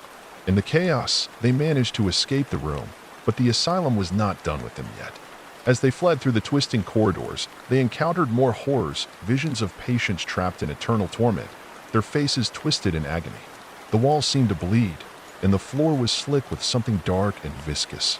The very air pulsed with a malevolent energy, pushing them toward the exit. Finally, they burst through the front doors, tumbling into the night air. The asylum loomed behind them, silent and still, as if nothing had happened. But Sarah knew better. The horrors they had witnessed were real, and the asylum's curse had not been lifted. In the days that followed, Sarah couldn't shake the feeling that she was being watched. Every reflection seemed to hold something just out of sight, and the whispers returned, soft and insistent. She had escaped the asylum, but the asylum had not escaped her. One night, as she sat alone in her room, the door creaked open. A cold breeze swept through, carrying with it the scent of decay. In the doorway stood a figure, a woman in a tattered hospital gown, her face obscured by matted hair. "Evelyn," Sarah whispered. The figure took a step forward, and Sarah felt a chill run down her spine. "Leave," the figure whispered, her voice a rasping echo. Terrified, Sarah backed away, but the figure continued to advance, her eyes glowing with an unnatural light. "You cannot escape," she intoned. Sarah stumbled backward, her breath caught in her throat. The pale figure moved slowly, not with aggression, but with a haunting inevitability, like gravity pulling a stone toward the ground. Evelyn, or whatever wore her name like a shroud, stared with hollow, dead eyes, her expression empty and yet somehow overflowing with sorrow, rage, and ancient pain. Sarah turned and bolted. Her feet hit the floor so hard she thought her ankles would break, but adrenaline surged through her like fire. She sprinted down the hallway, not daring to look back. Behind her, she heard the faintest scraping sound, like bare feet dragging across old wood. It wasn't fast, but it didn't need to be. It would find her again. It always did. She locked herself in the bathroom, her hands trembling violently as she pressed her weight against the door. The lights flickered. Something whispered her name. The mirror above the sink began to fog up slowly, though the room was cold and dry. A message wrote itself on the glass in long, wet strokes. "You brought her back." Sarah screamed. She covered the mirror with a towel and backed away. How could she have brought anything back? They had escaped the asylum, hadn't they? But then came the dreams, every night since they left. The peeling walls, the cold metal bed frames, screams in the distance, and Evelyn, always Evelyn, standing silently, watching, waiting. One by one, the others from her group stopped responding to messages. Jamie had told her he felt watched too. He'd even sent her a video of a figure standing in his backyard, unmoving in the rain. He was found in his bathtub 3 days later, drowned without a drop of water in the room. Next was Marcus, who sent Sarah a single text before vanishing. "She won't let us go." Sarah couldn't sleep anymore. The line between dreams and waking life blurred until she lived in a perpetual twilight of paranoia. Every reflective surface hid a threat. Every shadow felt heavy with presence. And Evelyn's voice lived just beneath the surface of every sound, barely audible, but their point one night, as the wind howled against the windows and the house creaked like old bones, Sarah heard her name again. This time, not whispered, but spoken, clear and sorrowful. "Sarah." She turned toward the voice slowly. At the foot of her bed, Evelyn stood, not moving, just watching. "I don't belong here," Evelyn said, her voice raw and distant, like it came through water. "You opened the door." Sarah shook her head. "I didn't. I didn't do anything. You saw me. That's all it takes." And then Evelyn dissolved, not like vanishing, but unraveling, as if she were being unwound from reality thread by thread. The room was silent once more, but the air was colder. The walls felt closer. Sarah knew she needed help. She found an old paranormal researcher online, a man named Henry Thorne who claimed to have investigated the asylum decades ago before it was sealed off. She contacted him in desperation, not even knowing if he was still alive. He responded within hours. "You should not have gone inside. That place doesn't just trap souls, it trades them." "What does that mean?" she asked in a trembling voice during their first call.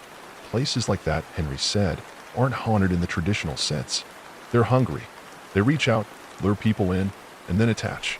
And once the attachment begins, it's not just a ghost following you, it's a tether. Your soul becomes negotiable." Sarah barely slept before catching the first train to meet Henry in person. His house was buried in the forest, far from anything resembling civilization. When she arrived, he didn't open the door at first. She knocked twice before he appeared in the window, wide-eyed and pale. "You brought it with you," he muttered. "I felt it the moment you got close." Sarah pleaded for his help. Henry eventually let her in, reluctantly, and began preparing an old ritual he said might sever the connection. Salt lines, black candles, incantations from a tattered journal bound in leather. "It's not just Evelyn," he explained. "That's just the name it used. Spirits like that are fragments, pieces of something worse. Older. It wore Evelyn like a mask. There's no Evelyn anymore." The ritual began at midnight. Sarah sat in the center of the room, candles around her, eyes closed, trying to ignore the feeling of invisible fingers brushing her skin. Henry chanted, voice low and firm, "At first." Nothing happened. Then the air thickened. The candles flickered wildly. Something moved in the shadows, tall and thin, like a silhouette stretched beyond recognition. Sarah's ears filled with screams, not from outside, but from inside her head. Thousands of voices. She collapsed, clutching her skull, sobbing. Henry continued to chant, louder now, pouring strength into every syllable, and then came the whisper. It didn't come from Sarah. It came from inside the house. "You opened the door, Henry, just like always." His voice faltered. "Sarah," he said quickly, "don't look at it. No matter what happens, don't open your eyes." But she already had. The figure stood at the edge of the salt circle. No longer Evelyn. Something taller. Limbs too long. Its skin looked wet, as if freshly peeled. Its eyes were endless, black pits stretching far beyond its skull. "Leave her," Henry commanded, holding a talisman aloft.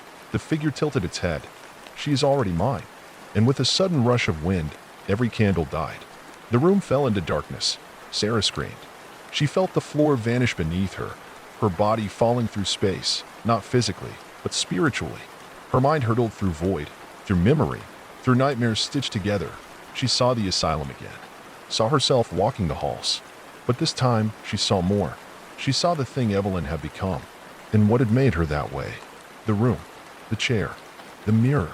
It had always been a trap, something bound inside, needing witnesses to escape, someone to carry it out. And she had looked into the mirror. That was enough. When she awoke, she was alone. Henry was gone. No blood, no struggle, just gone. His house was empty, and every window now faced the asylum, even though they were miles away. Sarah ran, not knowing where, not caring. She stayed on the move for months, changed phones, never slept in the same place twice. But no matter how far she ran, the whispers returned. The shadows stayed close. People around her began to vanish again, strangers this time. Motel clerks, bus drivers, waitresses, everyone who made eye contact. She tried burning the clothes she wore that night, destroyed every photograph of the asylum, deleted every trace. But it wasn't enough. She had brought it into the world, and it was growing. The last thing Sarah remembered before disappearing was the reflection. It didn't follow the rules anymore. Mirrors no longer showed what was in front of them. They showed the inside of the asylum, its halls, its cells, its whispering walls. Even in the daylight, a note was found in her abandoned journal, scribbled in the margins, almost illegible. It's not haunted. It's a mouth. We were food. No one has seen Sarah since. But sometimes, when people walk by mirrors in dimly lit rooms, they see a woman in a hospital gown standing behind them, just for a second, just a flash. And if you stare long enough, you might see her raise a hand and point at you. And then the lights go out. After Sarah vanished, a local journalist named Daniel Whitaker started digging into her case. He was known for chasing unsolved mysteries and fringe conspiracy theories, and Sarah's trail fascinated him. Too many strange disappearances, too many mirrors blacked out in old motels, too many of her final notes echoing old asylum lore. He began tracing back everyone involved in that night. The original group of explorers. Most were dead or missing. The few who remained refused to talk. One man, Riley Kane, was found catatonic in a hospital on the outskirts of the state. When Daniel visited him, he found Riley strapped to a bed, staring at the ceiling, mouthing something silently over and over again. Daniel leaned in, trying to catch the words. "She's not alone in there," Riley muttered. "She's just the voice they let us hear." That night, Daniel reviewed everything. Sarah's messages, Henry Thorne's notes, police reports, old asylum records. What disturbed him most was a photograph taken in the early 1900s, the original asylum staff, standing in front of the building. One of the women, a nurse named Evelyn Aldrich, stood at the edge of the group, her eyes almost completely blackened in the faded film. The caption beneath the photo read, "Evelyn, head of the mirror therapy wing," that Daniel's breath caught in his throat. He'd never heard of that. He searched the floor plans. No mention of such a wing. But one of Thorne's handwritten notes mentioned it in passing. B wing, restricted, mirrors turned to face the walls. The asylum was scheduled for demolition in 2 weeks. Daniel couldn't ignore it. He arrived just after midnight, flashlight in hand, recorder clipped to his shirt. The front of the asylum was chained shut, but the side entrance, long rusted and bent from years of trespassers, swung open with a push. The air was thick, like walking into a tomb. That he descended into the basement, tracing the walls by hand. Most rooms were empty, but then he found it. A heavy door, different from the others, painted black. Its hinges were sealed in rust. Above it, scratched into the plaster, was a word, mirror. Daniel hesitated. He turned on his recorder. April 20th, he whispered. Location confirmed. Evelyn's wing. Going in. The door creaked open with a scream of metal. Inside was a long hallway lined with glass. Not just mirrors, but floor-to-ceiling slabs, every few feet. Most had been turned inward, facing the walls. Daniel turned one gently. His own reflection stared back, but there was something behind him. He spun. Nothing. He looked again. The reflection now showed a hallway full of people, orderlies, patients, doctors, all still, unmoving, watching him. In the mirror, the asylum was alive. He backed away. One of the mirrors began to vibrate. Slowly, a crack formed down the center. A long, pale finger pressed through it. Daniel screamed and turned to run, but the hallway was gone. No door, no light, just glass stretching endlessly. The whisper came next. "You're not the first," the voice cooed. "You're just loud." The mirror shattered outward. Shards floated in the air, orbiting him. In each one he saw himself, aging, decaying, screaming. 1,000 versions, all trapped in infinite reflections. Some of them banged on their glass prisons, bleeding from their eyes. Others stood still, already emptied out. And then he saw Sarah. She didn't speak. She simply pressed her hand to the glass. Her eyes hollow, mouth slightly open, lips trembling. A tear rolled down her cheek, except it rolled upward, as if gravity had reversed. Daniel raised his own hand. Their fingers met. The glass beneath Sarah's hand rippled like water, and then she was gone. Darkness fell.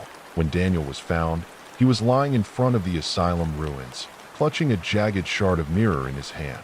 He was speaking nonsense, at first, but a linguist deciphered the cadence, matched it to an old dialect from the late 1800s, written in asylum patient journals. His words, "The glass was never a reflection. It was a window. We were on the wrong side all along." The mirror he held was later analyzed. Its composition was unlike anything modern. No backing, no manufacturing stamp. And deep within it, at the right angle, you could still see something moving. Some said it was Sarah. Some said it was Evelyn. But the smart ones never looked too closely. And now, mirrors are breaking around the country without explanation. People report hearing whispers when they brush their teeth or do their makeup, just faint enough to ignore. A few have gone missing, their rooms left untouched. The only clue, the mirrors in their homes are shattered from the inside out, and no one talks about the asylum anymore. It's rubble, gone. But it's not the building that mattered. It was the door. And doors don't need walls to open. So the next time you pass a mirror, and you think you see someone standing behind you, don't turn around, because if you do, you'll see them in the real world too, and by then, it's already too late. The story of the asylum should have ended there, with Sarah vanished, Daniel broken, and the ruins left to rot. But the world isn't so kind. Evil, once unsealed, doesn't go back to sleep. It feeds, it waits, it grows, and somewhere, the reflection still flickers, like a dying light bulb before a blackout point 3 months after Daniel's discovery in a quiet suburban neighborhood outside Cleveland. 11-year-old Ellie Winters began talking to someone who wasn't there. At first, her parents dismissed it as imagination. Children talk to themselves, after all. But her drawings changed. Gone were the trees and stick figures. Now, it was mirrors. Dozens of them. Rooms full of glass. People behind them, clawing to get out. And always, the same woman with long black hair covering her face, mouth sewn shut with thick, dark thread. When her father asked who it was, Ellie didn't blink. "She's waiting for you." At night, Ellie would sit in front of her bedroom mirror for hours, unmoving, whispering things too soft to catch. The family cat refused to go near her room. One morning, Ellie's mother found hundreds of scratch marks on the mirror's surface from the inside. They replaced the mirror. It cracked again the next day. A week later, Ellie disappeared. No sign of a struggle, no forced entry, no prints. Just her reflection, still standing in the mirror, visible on every security camera, long after the girl was gone. The police dismissed it as a glitch. Her parents were institutionalized within months. The house was sealed and left empty. But people who walk their dogs past it swear they still see a little girl staring out the upstairs window, always around midnight. Some say she waves. Others say she's crying. The truly unlucky ones say she smiles. The media didn't report on Ellie. Not really. They spun it like a routine missing child case, despite how strange it was. But one podcaster picked it up, Jace Monroe, host of the Fringe show Night Signals. He connected the dots between Sarah, Daniel, Ellie. He even managed to sneak into the condemned remains of the asylum and record audio. Only 30 seconds survived before the recorder was destroyed. The clip made its way online. It starts with static, then footsteps, then Jace's voice. "This place is a wound. It's still bleeding." Then silence, then a whisper, not Jace, "Come closer." Then screaming, glass breaking. The feed ends. He was never seen again. The audio was analyzed. A technician found layers beneath the static, dozens of voices speaking in harmony. They were saying the same phrase over and over again. "Look at yourself. Look inside." From that point, it spread like a virus. People started reporting strange dreams after listening. Some said they'd wake up and find fog on their mirrors, as if someone had been breathing on them. Others found handprints. One man gouged out his eyes in a public restroom after claiming he saw her in the mirror again. He lived, barely. The phenomenon gained a name, the Evelyn signal. Online forums lit up with theories, mass psychosis, digital curse, psychological contagion.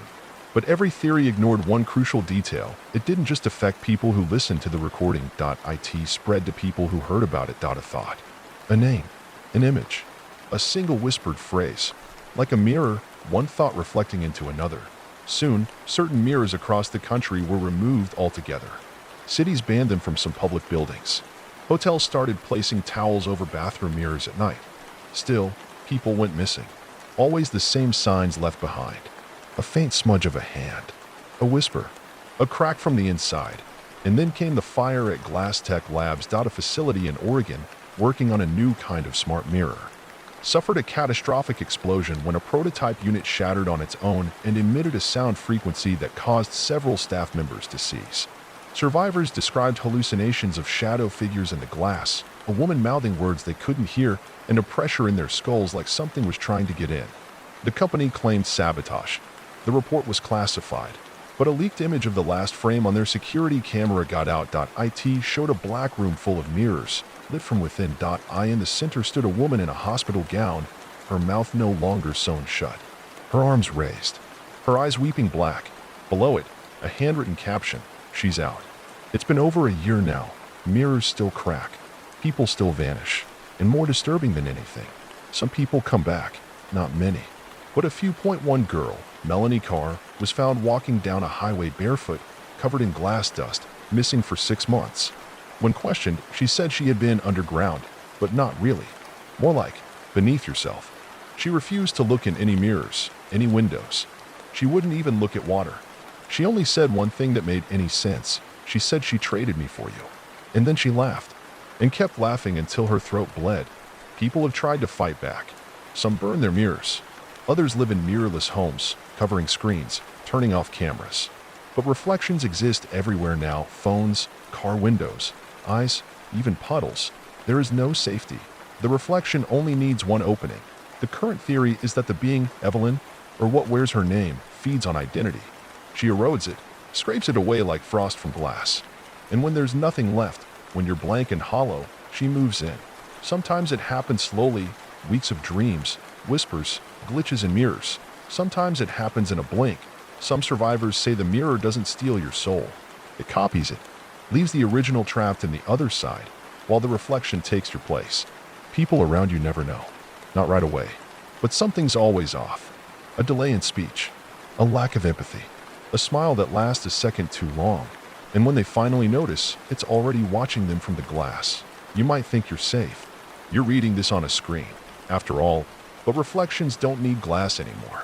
The Evelyn signal broke more than mirrors. It broke barriers. It broke rules. If you dream of dark hallways. If you see someone behind you in your reflection and no one is there when you turn.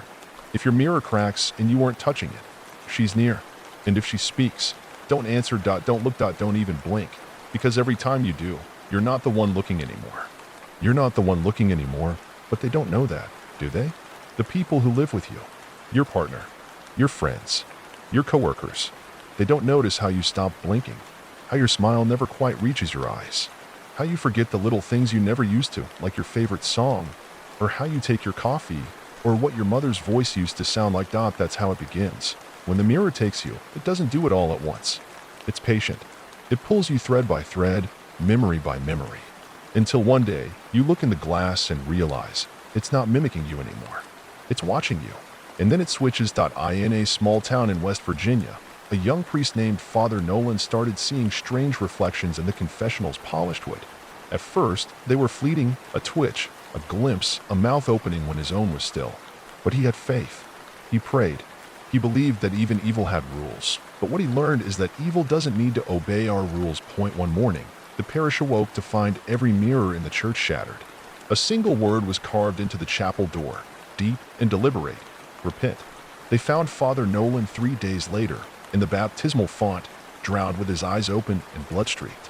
Around him, the water reflected the ceiling, But the image was upside down, and in it, he was still standing. People across the world began experiencing something they called bleed-through. First came the dreams, hallways made of mirrors, voices from behind glass, loved ones calling out from the wrong side. Then came the waking signs, lights flickering when you walk past reflective surfaces, seeing yourself blink when you didn't, shadows lingering in mirrors a second longer than reality allowed. And then one day, a man in Tokyo live-streamed himself holding a mirror and whispering, "She says the world is backwards, that the reflections are right, that we are the ghosts." His stream cut off mid-sentence. Authorities found his apartment undisturbed, his phone still recording, but there was no mirror in the apartment, just a perfect rectangle of scorched carpet where it had been. Governments tried to get ahead of it. The UN issued an internal memo calling it transdimensional echo phenomena. They blamed solar flares, mass psychosis, electromagnetic field instability. But the deeper truth leaked eventually. This isn't a phenomenon. It's an invasion, not from space, from within. And it didn't start now. Hidden in obscure religious texts, unearthed in monastery archives and forbidden Gnostic gospels, are references to something called the glass that thinks. A concept of mirrors as eyes, not ours, but something else's. Ancient civilizations feared their own reflections, believing mirrors created echoes of self that could become doors. In Babylonian myth, the goddess Tiamat was split and trapped inside her own reflection to stop her from consuming the world. In an Aztec legend, the obsidian mirror of Tezcatlipoca allowed him to see into people's souls and steal them. We thought they were stories. We were wrong. In Detroit, a homeless man named Clarence began carving mirrors out of concrete using a piece of broken chrome. When questioned, he said he was trying to make mirrors that don't show her. He refused to look into anything reflective, including his own eyes. He told a volunteer, "She doesn't live behind the glass. She's the glass." Then he slit his own throat with the shard. Police found no blood. None at all. But across the city, for 10 whole seconds, every screen, every lens, every mirror showed a single still image, a hallway lined with mirrors, and Evelyn, with a thing wearing her, standing at the end, smiling. They say she comes easier now. No ritual, no cursed object, no blood price, just awareness. Once you know about her, once you understand even a fraction of her story, it's like your mind becomes a mirror too. Something she can reflect into, crawl through, crawl into. And once she's there, it's only a matter of time. Sometimes you hear your voice say something you didn't mean to. Sometimes you see your reflection blink when you didn't. Sometimes you wake up, but you're still dreaming. Still in that hallway. And the mirrors stretch on forever. There was an experiment, covert, done in a classified lab somewhere beneath Colorado. They built a mirrored chamber, sealed from all external interference. A man sat inside for 48 hours, surrounded by reflective walls. He was monitored constantly. The lights were never turned off. At hour 27, he began to see or why. At hour 39, he began to laugh. At hour 45, he stopped blinking. At hour 48, he whispered, "She's not in the mirrors. We are." They opened the chamber. The man was gone. Only his reflection remained, trapped on the mirrored surface, mouth open, screaming silently. People started finding words written in condensation on their bathroom mirrors, even when there was no steam. Just cold, still glass. The messages were always personal. Things no one else could know. One woman found, "I know your mother's voice," written across her entire vanity. She lived alone. Another man found, "You shouldn't have looked back," carved into his bathroom mirror after he glanced over his shoulder while shaving. His wife said he changed after that. He started standing in front of mirrors for hours. Eventually, he walked into one. She heard the impact, like a body hitting glass. There was nothing on the other side but spiderweb cracks and silence. You might think this is just a story, that it's all legend, myth, ARG stuff, ghost hunter fiction. But that's how it gets you. It wants you to think that. Because the moment you consider, even for a second, that it might be real, she hears you. Like sound in a tunnel. She doesn't come in like a hurricane. She's gentle, patient. She shows you little things. A smile that lingers. A voice in your head that isn't quite yours. A reflection that feels just a little too alive. And if you ever talk to her, if you respond, then she knows you see her, and she can start to unmake you. So now, the world is changing, quietly, invisibly, mirror by mirror. People don't look directly into their own eyes anymore. Glass factories are shuttering without explanation. Screens flicker more often. Filters glitch. Reflections don't match. And you're already wondering, aren't you? Already thinking back to that one time you thought you saw someone behind you. or that dream you had where you were running through mirrored halls, or that night you stared into the bathroom mirror too long. And your reflection smiled before you did. It's okay. You don't have to admit it out loud. She already knows. She already knows. And once she knows, it's only a matter of time, not in hours or days, but in thoughts. In how often you think about mirrors, and how long you can stand your own reflection before looking away. That's how it grows, how it feeds, through attention, through awareness, through the sharp flick of a glance over your shoulder, and the cold realization that something moved behind you, something that wasn't there when you turned around. You try to forget. You try to rationalize. Maybe you were tired. Maybe it was your imagination. Maybe your brain misfired a pattern match, trying to make sense of a random shadow. But in the back of your mind, something lingers. Not fear. Not yet. Just uncertainty. Just enough doubt to make you hesitate the next time you walk past a dark screen, or a tinted window, or a puddle of water deep enough to show your face. And then the dreams begin, just fragments at first. A hallway, a flickering light, a face you almost recognize, staring at you with your mouth slightly open, as if it were about to say something important, but forgot how. The first time you wake up breathless, you shake it off. The second time, you leave the light on. The third time, you don't sleep at all. And by then, she's already watching. She doesn't always appear as Evelyn. That form was just the first, just the name it used to get close to Sarah, to Daniel, to the others who opened the door without realizing it wasn't a door at all, but a one-way mirror, and they were always on the wrong side of it. Now it shifts. Sometimes it's a child, pale and wet-looking, fingers pressed to the glass like frost. Sometimes it's a tall man in a black coat with no eyes at all, just deep hollows that seem to pulse slightly, as if breathing. But most often, it appears as you, your own body, standing just behind your reflection, doing what you're doing, but a second too late, like a performance with bad timing. People talk about doppelgangers, about feeling like they've seen themselves in places they shouldn't be. But they're not copies. They're not clones. They're the pieces of you that have already been taken. The reflection only becomes whole once you've given it everything. And some people do. Some people fall in love with their own echo. They lean closer. They touch the glass. They whisper their secrets into the mirror's surface and wait for an answer. And when it comes, when the mouth on the other side finally moves, it never says what they want. It only opens, and opens, and opens, until the person watching can no longer look away, and the glass folds around them like water. And they're gone, but sometimes they come back. Not whole, not real, just enough to pass. Just enough to finish out their routines. Work, sleep, eat, smile.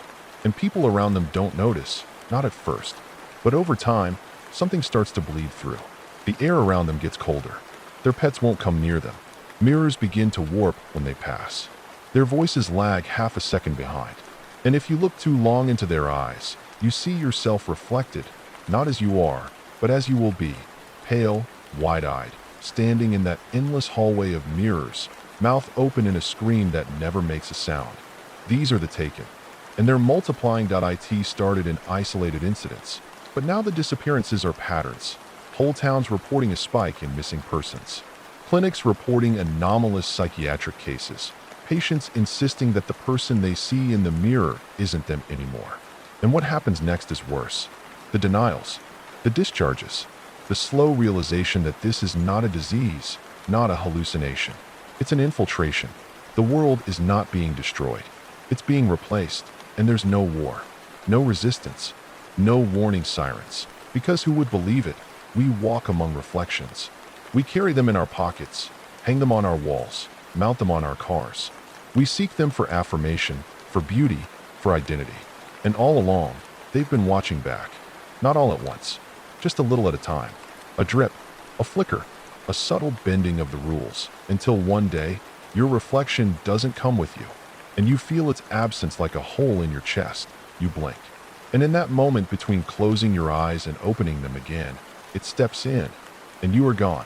Some say there's still a way to stop it, not with rituals or symbols, not with fire or salt, but with blindness. The only survivors, true survivors, are those who've destroyed every reflective surface in their lives and never looked back. One woman lives in a cabin in Alaska with no glass, no metal, no screens. Her name is Lorna, and she used to be a psychologist. She specialized in identity disorders until she started seeing her patients twice in the mirror, once in the chair, and again just over their shoulder. When she looked into her own reflection and saw herself blinking out of rhythm, she ran. She hasn't seen her reflection in 13 years, and she says it's still not enough. You can run from what's behind the mirror, she says, but you can't run from what it takes from you. I can't remember my face. I see it in dreams, but I don't know if it's still mine. She keeps her windows boarded, her water covered. She speaks only by tape recorder, never phone, never video. And when she talks to you, she doesn't look you in the eye. She says if you look close enough, everyone is mirrored now. And now there are whispers of a second wave. Not just sightings, not just dreams, but invitations. People receiving letters with no return address, just a single sheet of glass paper. Blank.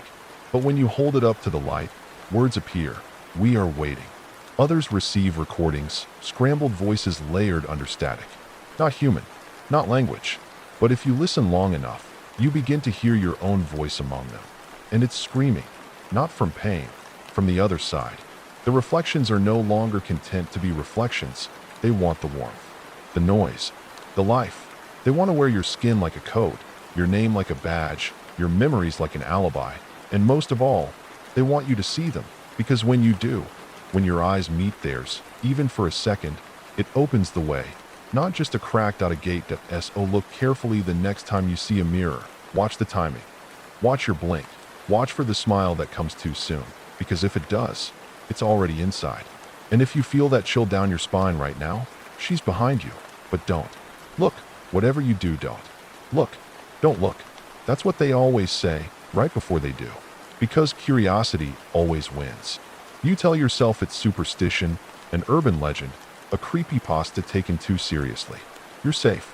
You're awake. You're not alone. But when the silence stretches too long, when your reflection lingers a little too late, you glance. Just a flick of the eyes, just a moment. And that's all it needs. Because once your gaze touches hers, once your brain accepts that you are looking into something that isn't you anymore, the door is open. Not a creaking, groaning gate, just a soft click, like a latch you didn't know was locked until it wasn't. And once the lock is undone, you are no longer alone inside your own mind. You start to feel it in the smallest ways. You pour coffee and your hand trembles. You type words you don't remember thinking. You look in the mirror and notice a strand of hair is out of place, but only in the reflection. You blink, and for a heartbeat, the version of you looking back doesn't. It just stares and smiles and waits. That's what she does best. She waits, because time moves differently behind the glass. It's slower, thicker, more patient. You might forget that hallway. You might tell yourself it was just a dream. But to her, you've already been there. You're already walking toward her. She sees you in every mirror you pass, every surface that reflects. And every time you do nothing, every time you dismiss it, wave it off, rationalize it away, she gets closer. Eventually, you stop seeing yourself altogether. Your reflection flickers, freezes, forgets to follow. You raise your hand, and the glass lags. You open your mouth, and the mirror speaks first. Not with your voice, but with hers. Low, cold, patient. She says your name the way only someone who has studied it could, like a scientist speaking a word in a foreign tongue. And then she calls it again, from far away, echoing across that infinite corridor of glass. You want to run, but you can't move, because your body is still there, just not your own. She wears it like a mask. She wears it better than you ever did. And the world doesn't notice, because they only see the surface. The taken don't act strange, not right away. They go to work. They scroll their phones. They attend parties. They post. They eat. But little by little, the seams appear. They laugh when no one has spoken. They forget the names of their own children. They touch mirrors in public places, as if checking for something. And when they dream, they speak in static. One woman live-streamed her own possession. She was a beauty influencer, filming a get ready with me routine. Mid-sentence, she froze. Her pupils widened.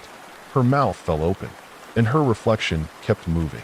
It finished her sentence in a whisper and smiled. Her hands moved slowly, precisely, applying foundation to her face with perfect rhythm. But her eyes never blinked. The viewers noticed something was off. The chat filled with confused messages. Is this a filter? WTF is her mirror doing? Why is she crying? Because she was, her real self, the one trapped in the mirror, was staring back at the camera with tears streaking down her face, mouth open in a silent scream. And the reflection ignored her completely. They say she finished the video, posted it, went viral, and hasn't been seen since. They say mirrors used to be silverback because silver is a pure element. Sacred, untouchable by evil. But we don't make them that way anymore. We use aluminum. Cheap, synthetic, open. That's when the shift began. That's when the reflections stopped being reflections and started becoming invitations. And once you're invited, there's only one rule. You must never speak to her, but people always do. Some out of fear, some out of pity, some out of curiosity. But once you answer, even with a whisper, even with a breath, you're bound. Not all at once, piece by piece. She'll take your memories first, the little ones, the ones that don't scream when they go.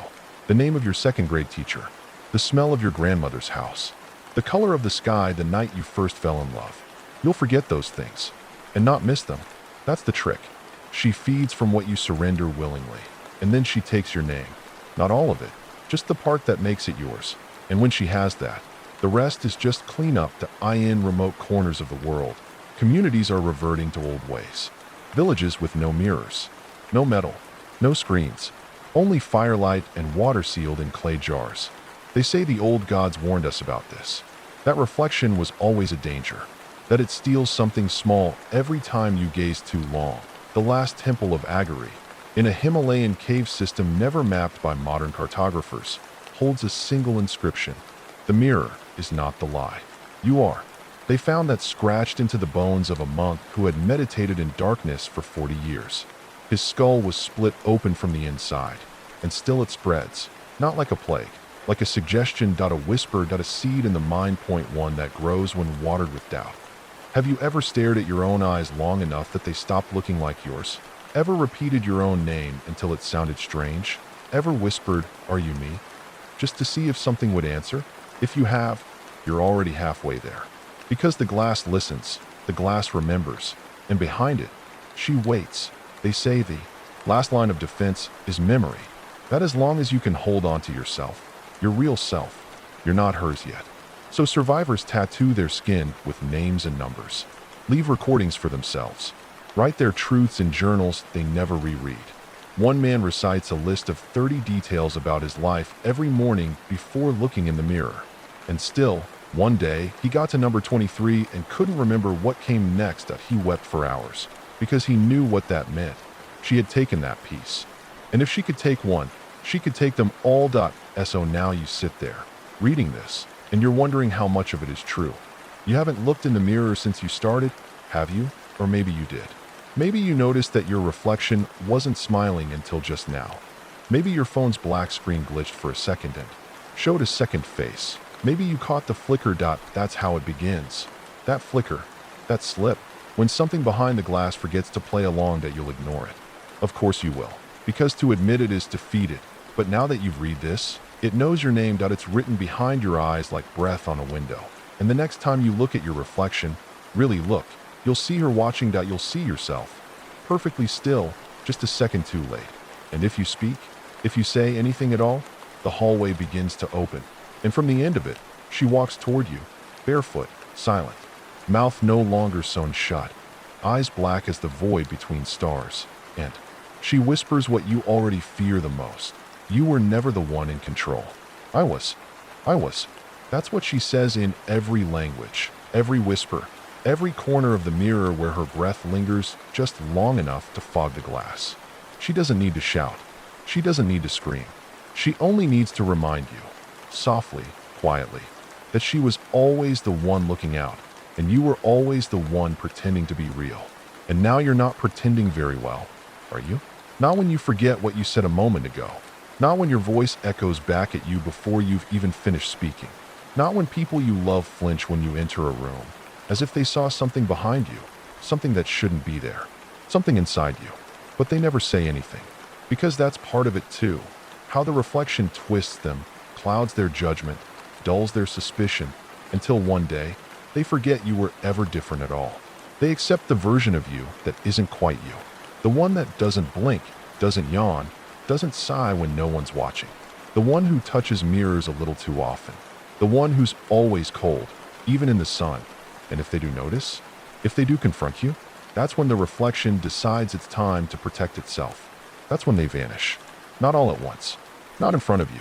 No, that would be too crude. Too obvious. She's more elegant than that. Instead, they just stop showing up. First a missed call, then a text that never sends, then silence. And eventually, no one even remembers they were real. Their faces blur in photographs. Their names get harder to recall, until even you wonder if they were ever there. Until the only place you still see them is in the mirror. That's the trick. The reflection doesn't just replace you. It replaces your life. One piece at a time. The reflection becomes the record. And reality becomes the echo.in, an underground server bunker in northern Finland. A surveillance AI flagged a pattern in global facial recognition databases. Thousands of people, real people, appearing in multiple places at once. In airports, in traffic cameras, in school yearbooks from decades apart. Same eyes, same scars, same half-smile. It flagged them as duplicates. An error, the engineers thought. A bug in the machine. But when they started to investigate the individuals, they hit dead ends. No birth certificates, no medical records, no fingerprints, just images, reflections of reflections. And when they tried to delete the files, the system locked them out. The final message from the AI interface before it shut itself down. They are not patterns. They are shadows. The facility burned down 3 nights later. Arson was suspected, no bodies were found. But when the ashes were sifted, a single shard of mirror remained. Cold, unbroken, and wet. You've probably seen them too. You just didn't notice. The man who walks past you twice in the same direction. The woman at the bus stop who looks like your cousin but won't meet your eyes. The child in the grocery store with no reflection in the freezer glass. You notice, but you don't realize. That's part of the protection. Your brain wraps the truth in static, in fog, in the soft comfort of "that's weird" instead of "that's wrong." Because to really see it would open the door too fast. And they don't want you to run. They want you to walk into the glass willingly. That a hospital in Sao Paulo had a ward for mirror trauma survivors. People who had been found in catatonic states near large mirrors. Unable to speak, unable to blink, often with their hands fused into positions as if pressed against glass. They drew the same image over and over again. A hallway of mirrors, an open door, and a figure standing in the middle. Always different, always familiar. Point one day, the staff walked in to find all the beds empty. No alarms were triggered. The security footage showed only one thing. Every camera pointed at a mirror at the time of disappearance. And in every reflection, a different patient stood in the frame, smiling and waving to in New Zealand. A man built a mirrorless house. Angles designed so reflections never occur, with light and shadow carefully calculated to never allow mirrored surfaces. He lived there for 10 years. Never spoke, never touched technology. But eventually, the silence grew too deep. He spoke into an old tape recorder one night, just to remember the sound of his voice. The next morning, the tape was playing backward on a loop, and a message had appeared on the only reflective object in the house. The surface of his own eyes in a black and white photo, even here. They found him days later, face down in a rain puddle, smiling. And what of the children? Children see her more clearly than we do. Their minds haven't built the walls yet. They speak of the lady behind the shiny wall and the sister who lives in the floor. They draw themselves with 2 shadows. They refuse to look in mirrors, even when coaxed. Some laugh at their reflections, whisper to them. Some scream. One child in Nebraska was found tearing the bathroom mirror from the wall with her bare hands. When asked why, she said, "Because she was learning my face." And in schools across the world, teachers are reporting a sudden rise in children refusing to answer to their names. When asked why, they say, "That's her name now." It's not just physical anymore, that she's learning new surfaces, new methods, dark screens, reflections in your memory, echoes in your voice. She doesn't need glass. She only needs recognition. If you remember her, she has a way in. If you speak of her, she listens. If you think about her long enough, she begins to take shape, not behind the mirror anymore, but behind your eyes. And that's when it starts to hurt. Your bones ache from the cold. You forget how old you are. You wake up facing the wrong direction. You hear your own voice from the other room. You cry, but the tears fall upward. You dream in black and white, and you can't find your reflection at all. But the worst part isn't what she takes, that it's what she leaves behind, a version of you with none of your love, none of your fear, none of your soul. Just the outline, just the skin, just the smile. The people around you won't notice, not right away, but one night, someone will say, "You've changed." And the smile will stretch wider than it should. And in that moment, they'll know they're alone in the room with something else. And if they try to run, she'll be behind every glass, every puddle, every drop of blood that reflects the light. Because you didn't look away, because you answered, because you're reading this, and you didn't stop. The hallway is already opening, that you've seen it in dreams, haven't you? The mirrors stretching into forever. The flickering lights, the sound of bare feet, the shape at the end of the corridor, walking toward you, arms at her sides, hair hanging wet and heavy, face smiling not from joy but from completion, from hunger, from arrival. And you're not running anymore, you're standing, waiting, because deep down, part of you always knew. The voice you've been hearing, the breath on the mirror, the hand that reaches back, it was always yours, and it was never yours. It was never yours. That's the part that gnaws at the edge of your mind when the house is silent and the air feels too still, when the lights seem slightly dimmer than they were a second ago, and your reflection in the hallway mirror doesn't move until you're already halfway past it. You tell yourself it's stress, fatigue, a trick of your eyes. But something deeper stirs beneath that denial. A pulse, a pull, a whisper you can't quite place. And maybe you've started hearing it more often, when the water runs too long, when your screen goes dark, when your mind wanders and snaps back just in time to catch your reflection turning toward you like it was already watching. Because it was. Because it is. Because it never stopped. And now you've noticed it again. You've read too far.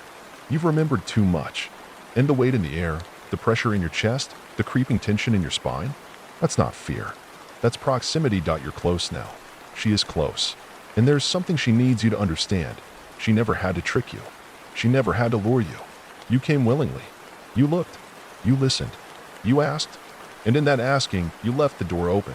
You left yourself open. The surface of the mirror was never glass. It was memory. And memory is porous. She seeps through cracks, through forgotten names, through voices you almost recognize whispering from the wrong direction. You've heard her before. I in the static between stations. In the echo when you call your own name in an empty room. In the heavy pause after a wrong number whispers, "Is this still you?" Because that's what she wants to know. Are you still you? Or have you started slipping? Do you wake up with bruises you don't remember earning? Do you avoid photographs now? Have your dreams begun to smell like antiseptic and burnt dust? Have you stood in front of the mirror and felt something staring out from deeper than the glass could hold? Then you're already halfway gone. Across the world, patterns repeat. Unnamed rooms appear in old buildings, long corridors lined with full-length mirrors, perfectly clean, untouched by dust or time. No one builds them. No one remembers them. But people find them. Sometimes after following a sound, a whisper, a figure just out of sight. Sometimes after closing a door that doesn't open again. And sometimes without warning, one step into the basement, and they're there, suddenly, standing in a place that wasn't part of the house, facing walls that show reflections that aren't their own. These corridors are not bound by physics. They stretch further than they should, turn when they should end. And in the glass, the light is always the same, dim, flickering, cold. The reflections begin benign, normal, but eventually they fall out of sync. First by a second, then by a step, then by entire motions you never made. And when you run, because everyone runs, the mirrors begin to close, not with violence, with purpose, with hunger, with need. Only one person ever made it back from one of these rooms. She was blind. Her eyes had ruptured, as if from pressure. She spoke in a language no one could identify. But when she saw her reflection in a window, though she could not see, she began to scream. She screamed until her throat tore. She screamed until her lungs collapsed. And still, her reflection smiled. It said there's a central mirror, a source. Not physical, not built by human hands. It exists outside place and time, behind the deepest part of the hallway, where all the reflections finally stop mimicking and begin to show what's true. They say it's shaped like a door, or a wound, or a mouth. And when you reach it, it shows you her, not as Evelyn, or yourself, or a stranger, but as the raw thing beneath all of it.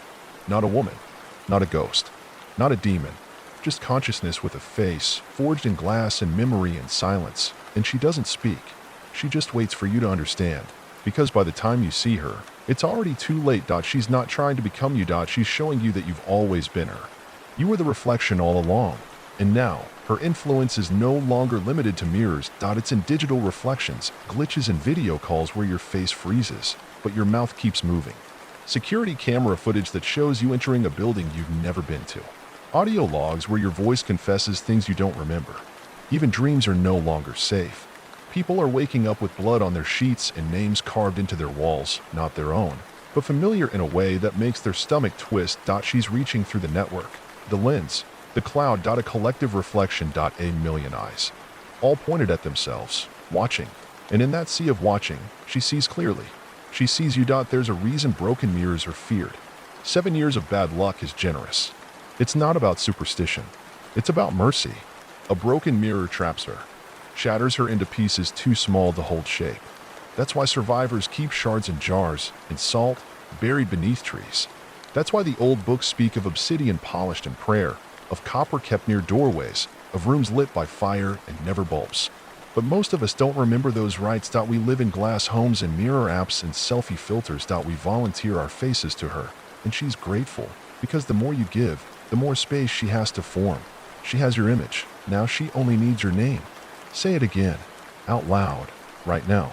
Say your full name while looking at the nearest reflection. If you feel sick, that's normal. If the lights flicker, don't move. If your reflection doesn't blink, turn away and do not look back. Because the final stage is almost here. The unmirroring. That's what they're calling it now. Those few who still speak, who hide in the old places, who scratch warnings into stone instead of typing. They say there will come a day when every mirror goes dark, all at once. When your reflection turns away and never returns. When all the glass in the world stops showing you. And then you'll see her in everything. Not just the mirrors. In windows. In eyes. In puddles and screens and shadows and sleep. And she'll whisper not with her mouth, but with your thoughts. I'm ready now. Let me in. And you will, not out of fear, out of recognition, out of surrender, out of the bone-deep understanding that this was always coming, that she was never outside the mirror. She was under your skin, waiting, patient, smiling. The mirrors are no longer just reflections. They are windows into a parallel existence, a realm where time bends and reality warps. In this place, the laws of physics are mere suggestions, and the boundaries between the real and the imagined blur into oblivion. In the heart of this distorted world stands a figure, a woman, or perhaps something that once was. Her eyes are hollow, reflecting the void she has become. Her presence is both comforting and terrifying, a paradox that unsettles the mind. She speaks in riddles, her voice echoing in the minds of those who dare to listen. Do you see it now? She asks, her gaze penetrating the very fabric of one's thoughts. The reflection is not what it seems. It is a distortion, a mimicry of what was once whole. Her words resonate with a truth that is both alien and familiar. The world around her shifts, the walls pulsating with an unnatural rhythm, as if breathing. Shadows dance in the corners, their movements erratic and unpredictable. Come closer, she beckons, her hand outstretched. Embrace the reflection. Let it consume you. And so, drawn by an irresistible force, one steps forward, crossing the threshold into the unknown. The descent. The air grows colder as you step deeper into the realm of reflections. The ground beneath your feet is soft, like walking on a surface that is both solid and fluid. The sky above is a swirling mass of colors, ever-changing, never constant. In the distance, you see figures, people, or what once were people. They move in erratic patterns, their bodies contorting in unnatural ways. Their faces are obscured, hidden behind veils of shifting light. As you approach, one of them turns toward you. Its eyes are empty sockets, black as the void. Yet, you feel its gaze upon you, penetrating your very soul. Why have you come? It asks, its voice a cacophony of whispers. I seek the truth, you reply. Though you are unsure of what that truth entails, the figure nods slowly, its head tilting at an unnatural angle. The truth is a mirror, it says. It reflects not what is, but what could be. And in that reflection, you will find your answer. It raises its hand, pointing toward a distant horizon. There, you see a mirror, standing alone amidst the chaos. Its surface is smooth, unmarred by time or decay. It beckons you, calling you to approach. The revelation as you stand before the mirror, you see not your own reflection, but that of the woman, the one who spoke of distortions and mimicry. Her eyes meet yours, and for a moment, you feel a connection, a shared understanding. She smiles, a sad, knowing smile. You have come far, she says. But the journey is not over. The mirror ripples, its surface warping like water disturbed by a stone. From within, a hand emerges, reaching toward you. It is cold to the touch, its skin translucent, veins glowing faintly beneath. Take my hand, she urges. Step into the reflection. Become one with it. Without hesitation, you grasp her hand. Instantly, the world around you shatters, dissolving into fragments of light and shadow. You are falling, tumbling through a void that has no end. Time loses meaning, and space becomes irrelevant. All that exists is the sensation of falling, the pull of gravity, the rush of air. And then, suddenly, you stop. You are standing in a room, a familiar room. It is your own, yet not. The walls are adorned with mirrors, each reflecting a different version of yourself. Some are smiling, others frowning. Some are older, others younger. All are you, yet none eerie. In the center of the room stands the woman, her form now more solid, more real. She looks at you with those hollow eyes, and for the first time, you see a flicker of emotion, regret, perhaps, or sorrow. You have become part of the reflection, she says softly. And now, you must choose. Choose, you echo, confusion clouding your mind. Yes, she replies. Choose which version of yourself you wish to be. The one who was, the one who could have been, or the one who will be. You look around at the mirrors, each offering a different path, a different possibility. The weight of the decision presses upon you, suffocating in its enormity. Remember, she warns, once you choose, there is no turning back. With a deep breath, you step toward the mirror that calls to you, your reflection smiling back, waiting. The choice as your hand touches the cool surface of the mirror, you feel a surge of energy, a jolt that sends ripples through your very being. The world around you blurs, the edges of reality fraying as you are pulled into the reflection. You are no longer yourself, yet you are. You are the version that was, the version that could have been, and the version that will be. All at once, all existing simultaneously, a tapestry of possibilities woven together. And in this new existence, you understand. The reflection was never just a mirror. It was a doorway to all that you could be. And now, you are everything. Skin, waiting, patient, smiling. You feel the weight of eternity in your chest. All at once, every version of yourself is alive inside you. Each reflection whispers, each possibility pulls at your essence like threads in a weaving loom, twisting and tangling. You are every self you could have been, every self you wish you could have been, and yet none of them are truly you. No one version fully holds your essence. They are mere fragments, images flashing in mirrors, attempting to capture a soul that cannot be contained. In this space between realities, time does not pass as it once did. It bends and folds in upon itself, stretching forward and backward in cycles that never quite meet. You feel the weight of decisions not yet made, of futures that have already slipped through your fingers. All the lives you might have led, all the choices that might have been, stand before you as mirrors, showing you versions of yourself you can never be.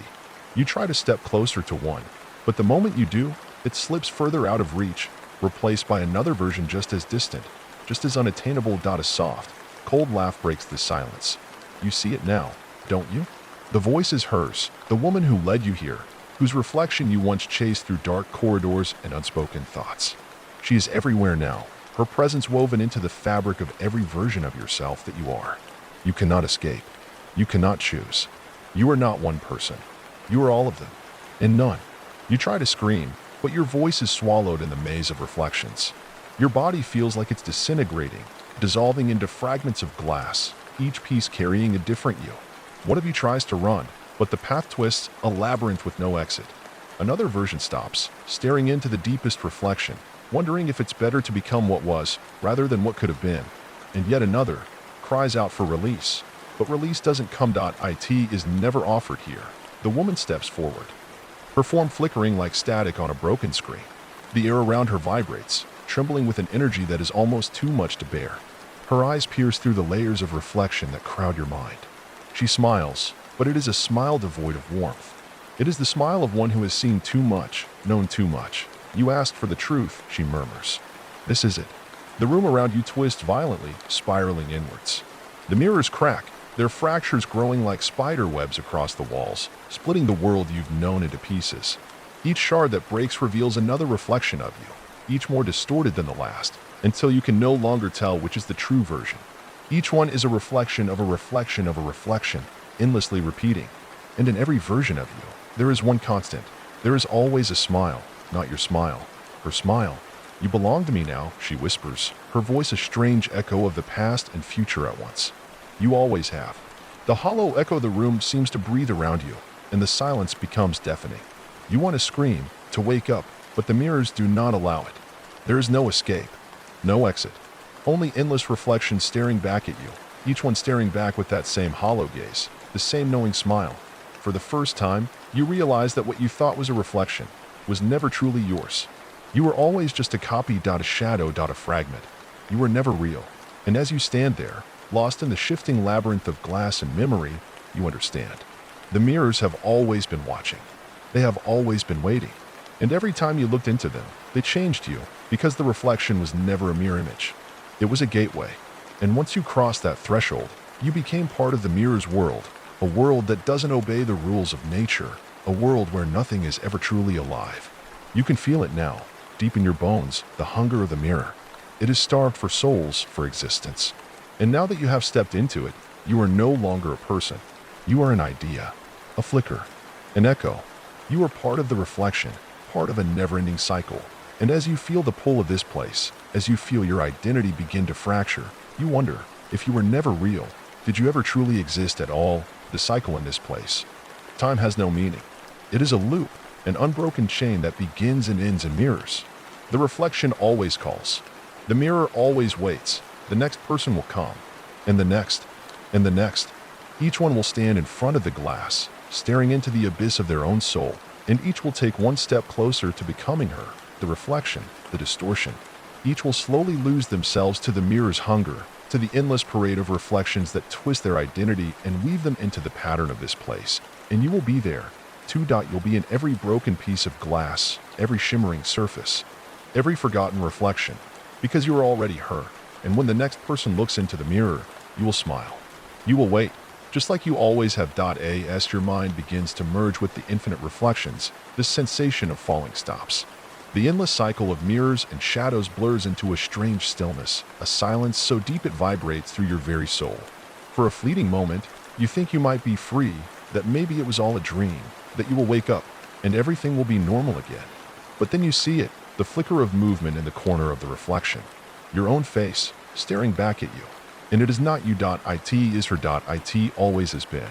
And when the next person steps into the room, looking for answers, you will be waiting. You are the reflection now. Time is not a concept here, not in the way you've ever understood it. There's no ticking clock, no shifting of the stars. There's only the ever-present hum, the soft, persistent vibration that ripples through the air like static. It's a sound you can't escape, a hum that fills your mind with the sense that something is always just out of reach, just beyond the edge of your perception. It's the sound of the mirror world, a place where the past, present, and future are all tangled together, one flowing into the other like an unbroken chain. And in the middle of it all, there's the reflection, the woman who is not a woman, the smile that is not a smile, the eyes that see beyond all things. You begin to move, though you're unsure whether you're moving at all. You can't quite feel your feet against the floor, but you know you're walking, drifting through the endless hall of mirrors. Each surface before you flickers, shifts, and distorts as you pass. There's a sense of familiarity, as if you've been here before, or as if this place has always been within you, waiting, lingering in the dark corners of your mind, a shadow that has never fully left. And then you see it, a reflection, your own. But it isn't quite right. The reflection smiles, but the smile isn't yours. It's twisted, stretched out of place, like a grotesque parody of joy.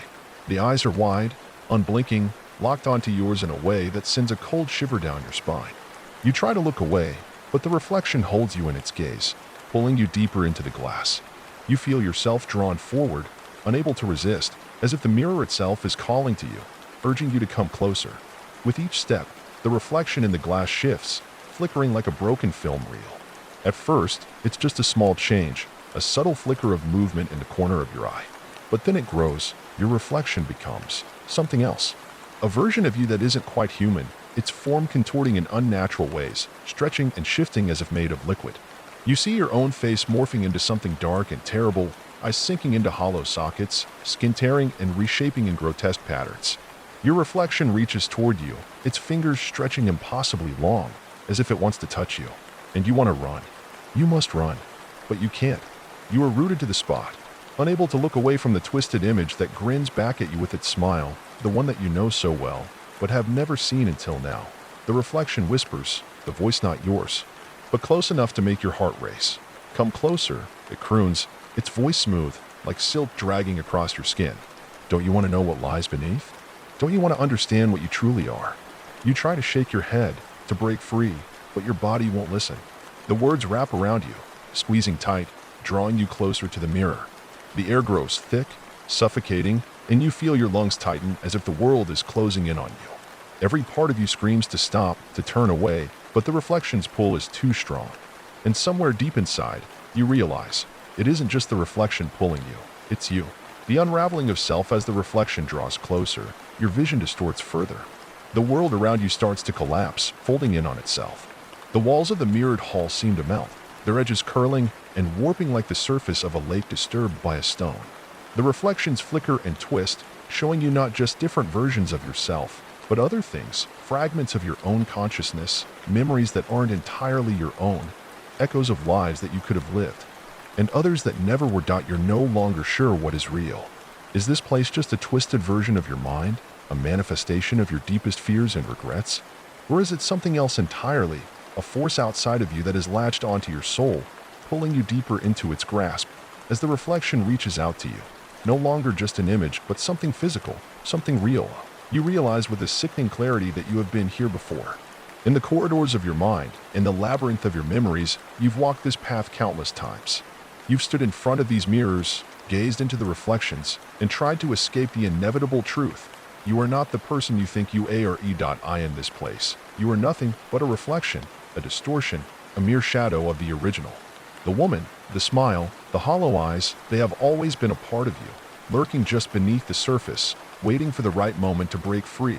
The final choice, the reflection, now stands before you, its form complete. Its features perfectly mimicked after yours, but twisted with something darker, something other. The mirror ripples around it, pulsing as if it were alive. And then, it speaks not with words, but with thoughts, a voice that resonates directly inside your mind. You understand now, don't you? The voice is cold, almost detached. You are not the person you thought you were. You never were. It reaches forward, its fingers brushing your cheek, the touch sending a chill through your body, a sensation you cannot escape. Step inside, it whispers. Step into the mirror. Become me. Become what you were always meant to be. You feel a surge of terror, but also curiosity. A part of you, buried deep down, wonders what it would be like to let go. What would it be like to shed the illusion of who you were? To slip away, to become nothing but a reflection, an echo, a wisp of a forgotten memory. The reflection smiles again, and you feel a pang of recognition deep within you. It is the same smile you have seen your whole life, the smile of the woman who has always been watching you, always been waiting. You step forward, closer to the mirror, your hand reaching out as though drawn by some invisible force. The surface ripples before you, the cold glass pressing against your skin like a thin veil between two worlds. Your reflection watches you, smiling that same cold, knowing smile, and you step through. Endless, you emerge into a new world, one made of glass and shadow, a world where time is not linear and reality is ever shifting. And there, in the distance, you see her. The woman, no longer just a reflection, but something else entirely. She is standing before a mirror, her eyes locked onto yours as you draw closer, a smile playing on her lips. You've arrived, she says, her voice echoing in the stillness. Welcome home. And for the first time, you understand. You are not the one who was trapped. You are the one who was always meant to be here. The world around you pulses with a strange energy. Every movement is warped, every sound muffled, as if you were standing in the eye of a storm that will never break. You are no longer sure if this place is real or if it's another layer of the distortion that has become your existence.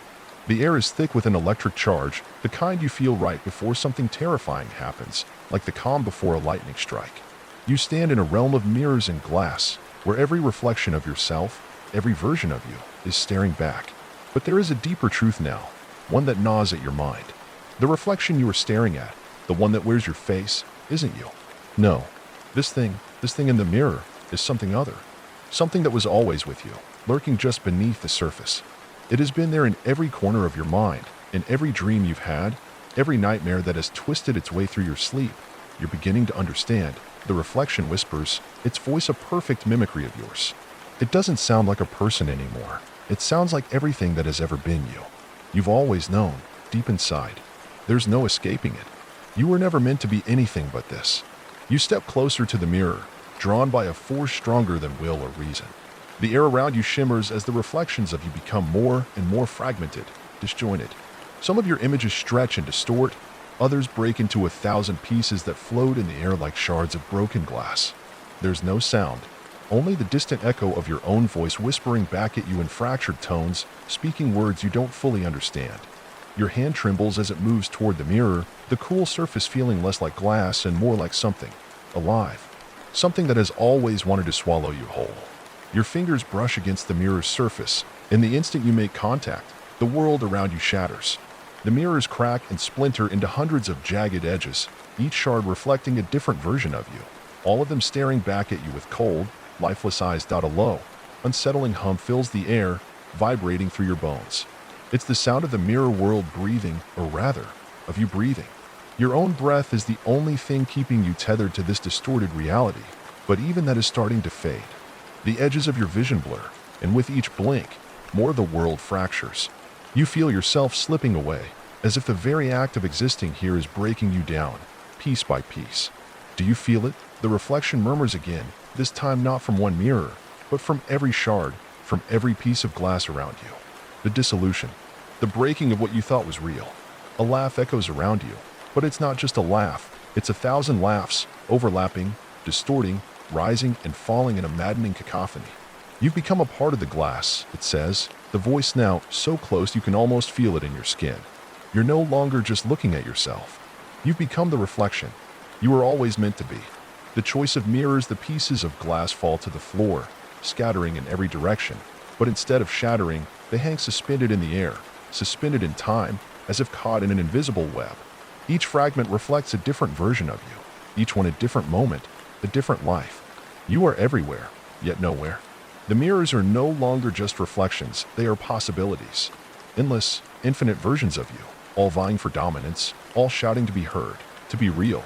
Your own voice rises from the fragments, merging with all the others. It is a chorus of your own identity, a screaming, desperate whisper that repeats the same words over and over. I am. I am. You reach for one of the floating pieces of glass, drawn to a version of yourself that seems familiar. It shows you at an age you recognize, a time when life felt simpler. The reflection smiles back at you, happy, carefree, whole. You reach out to touch it, but the moment your fingers graze the glass, it flickers, morphing into something darker, older, more twisted. The face in the mirror distorts into a grotesque mockery of your own, its features bleeding into one another, merging into something you can't comprehend.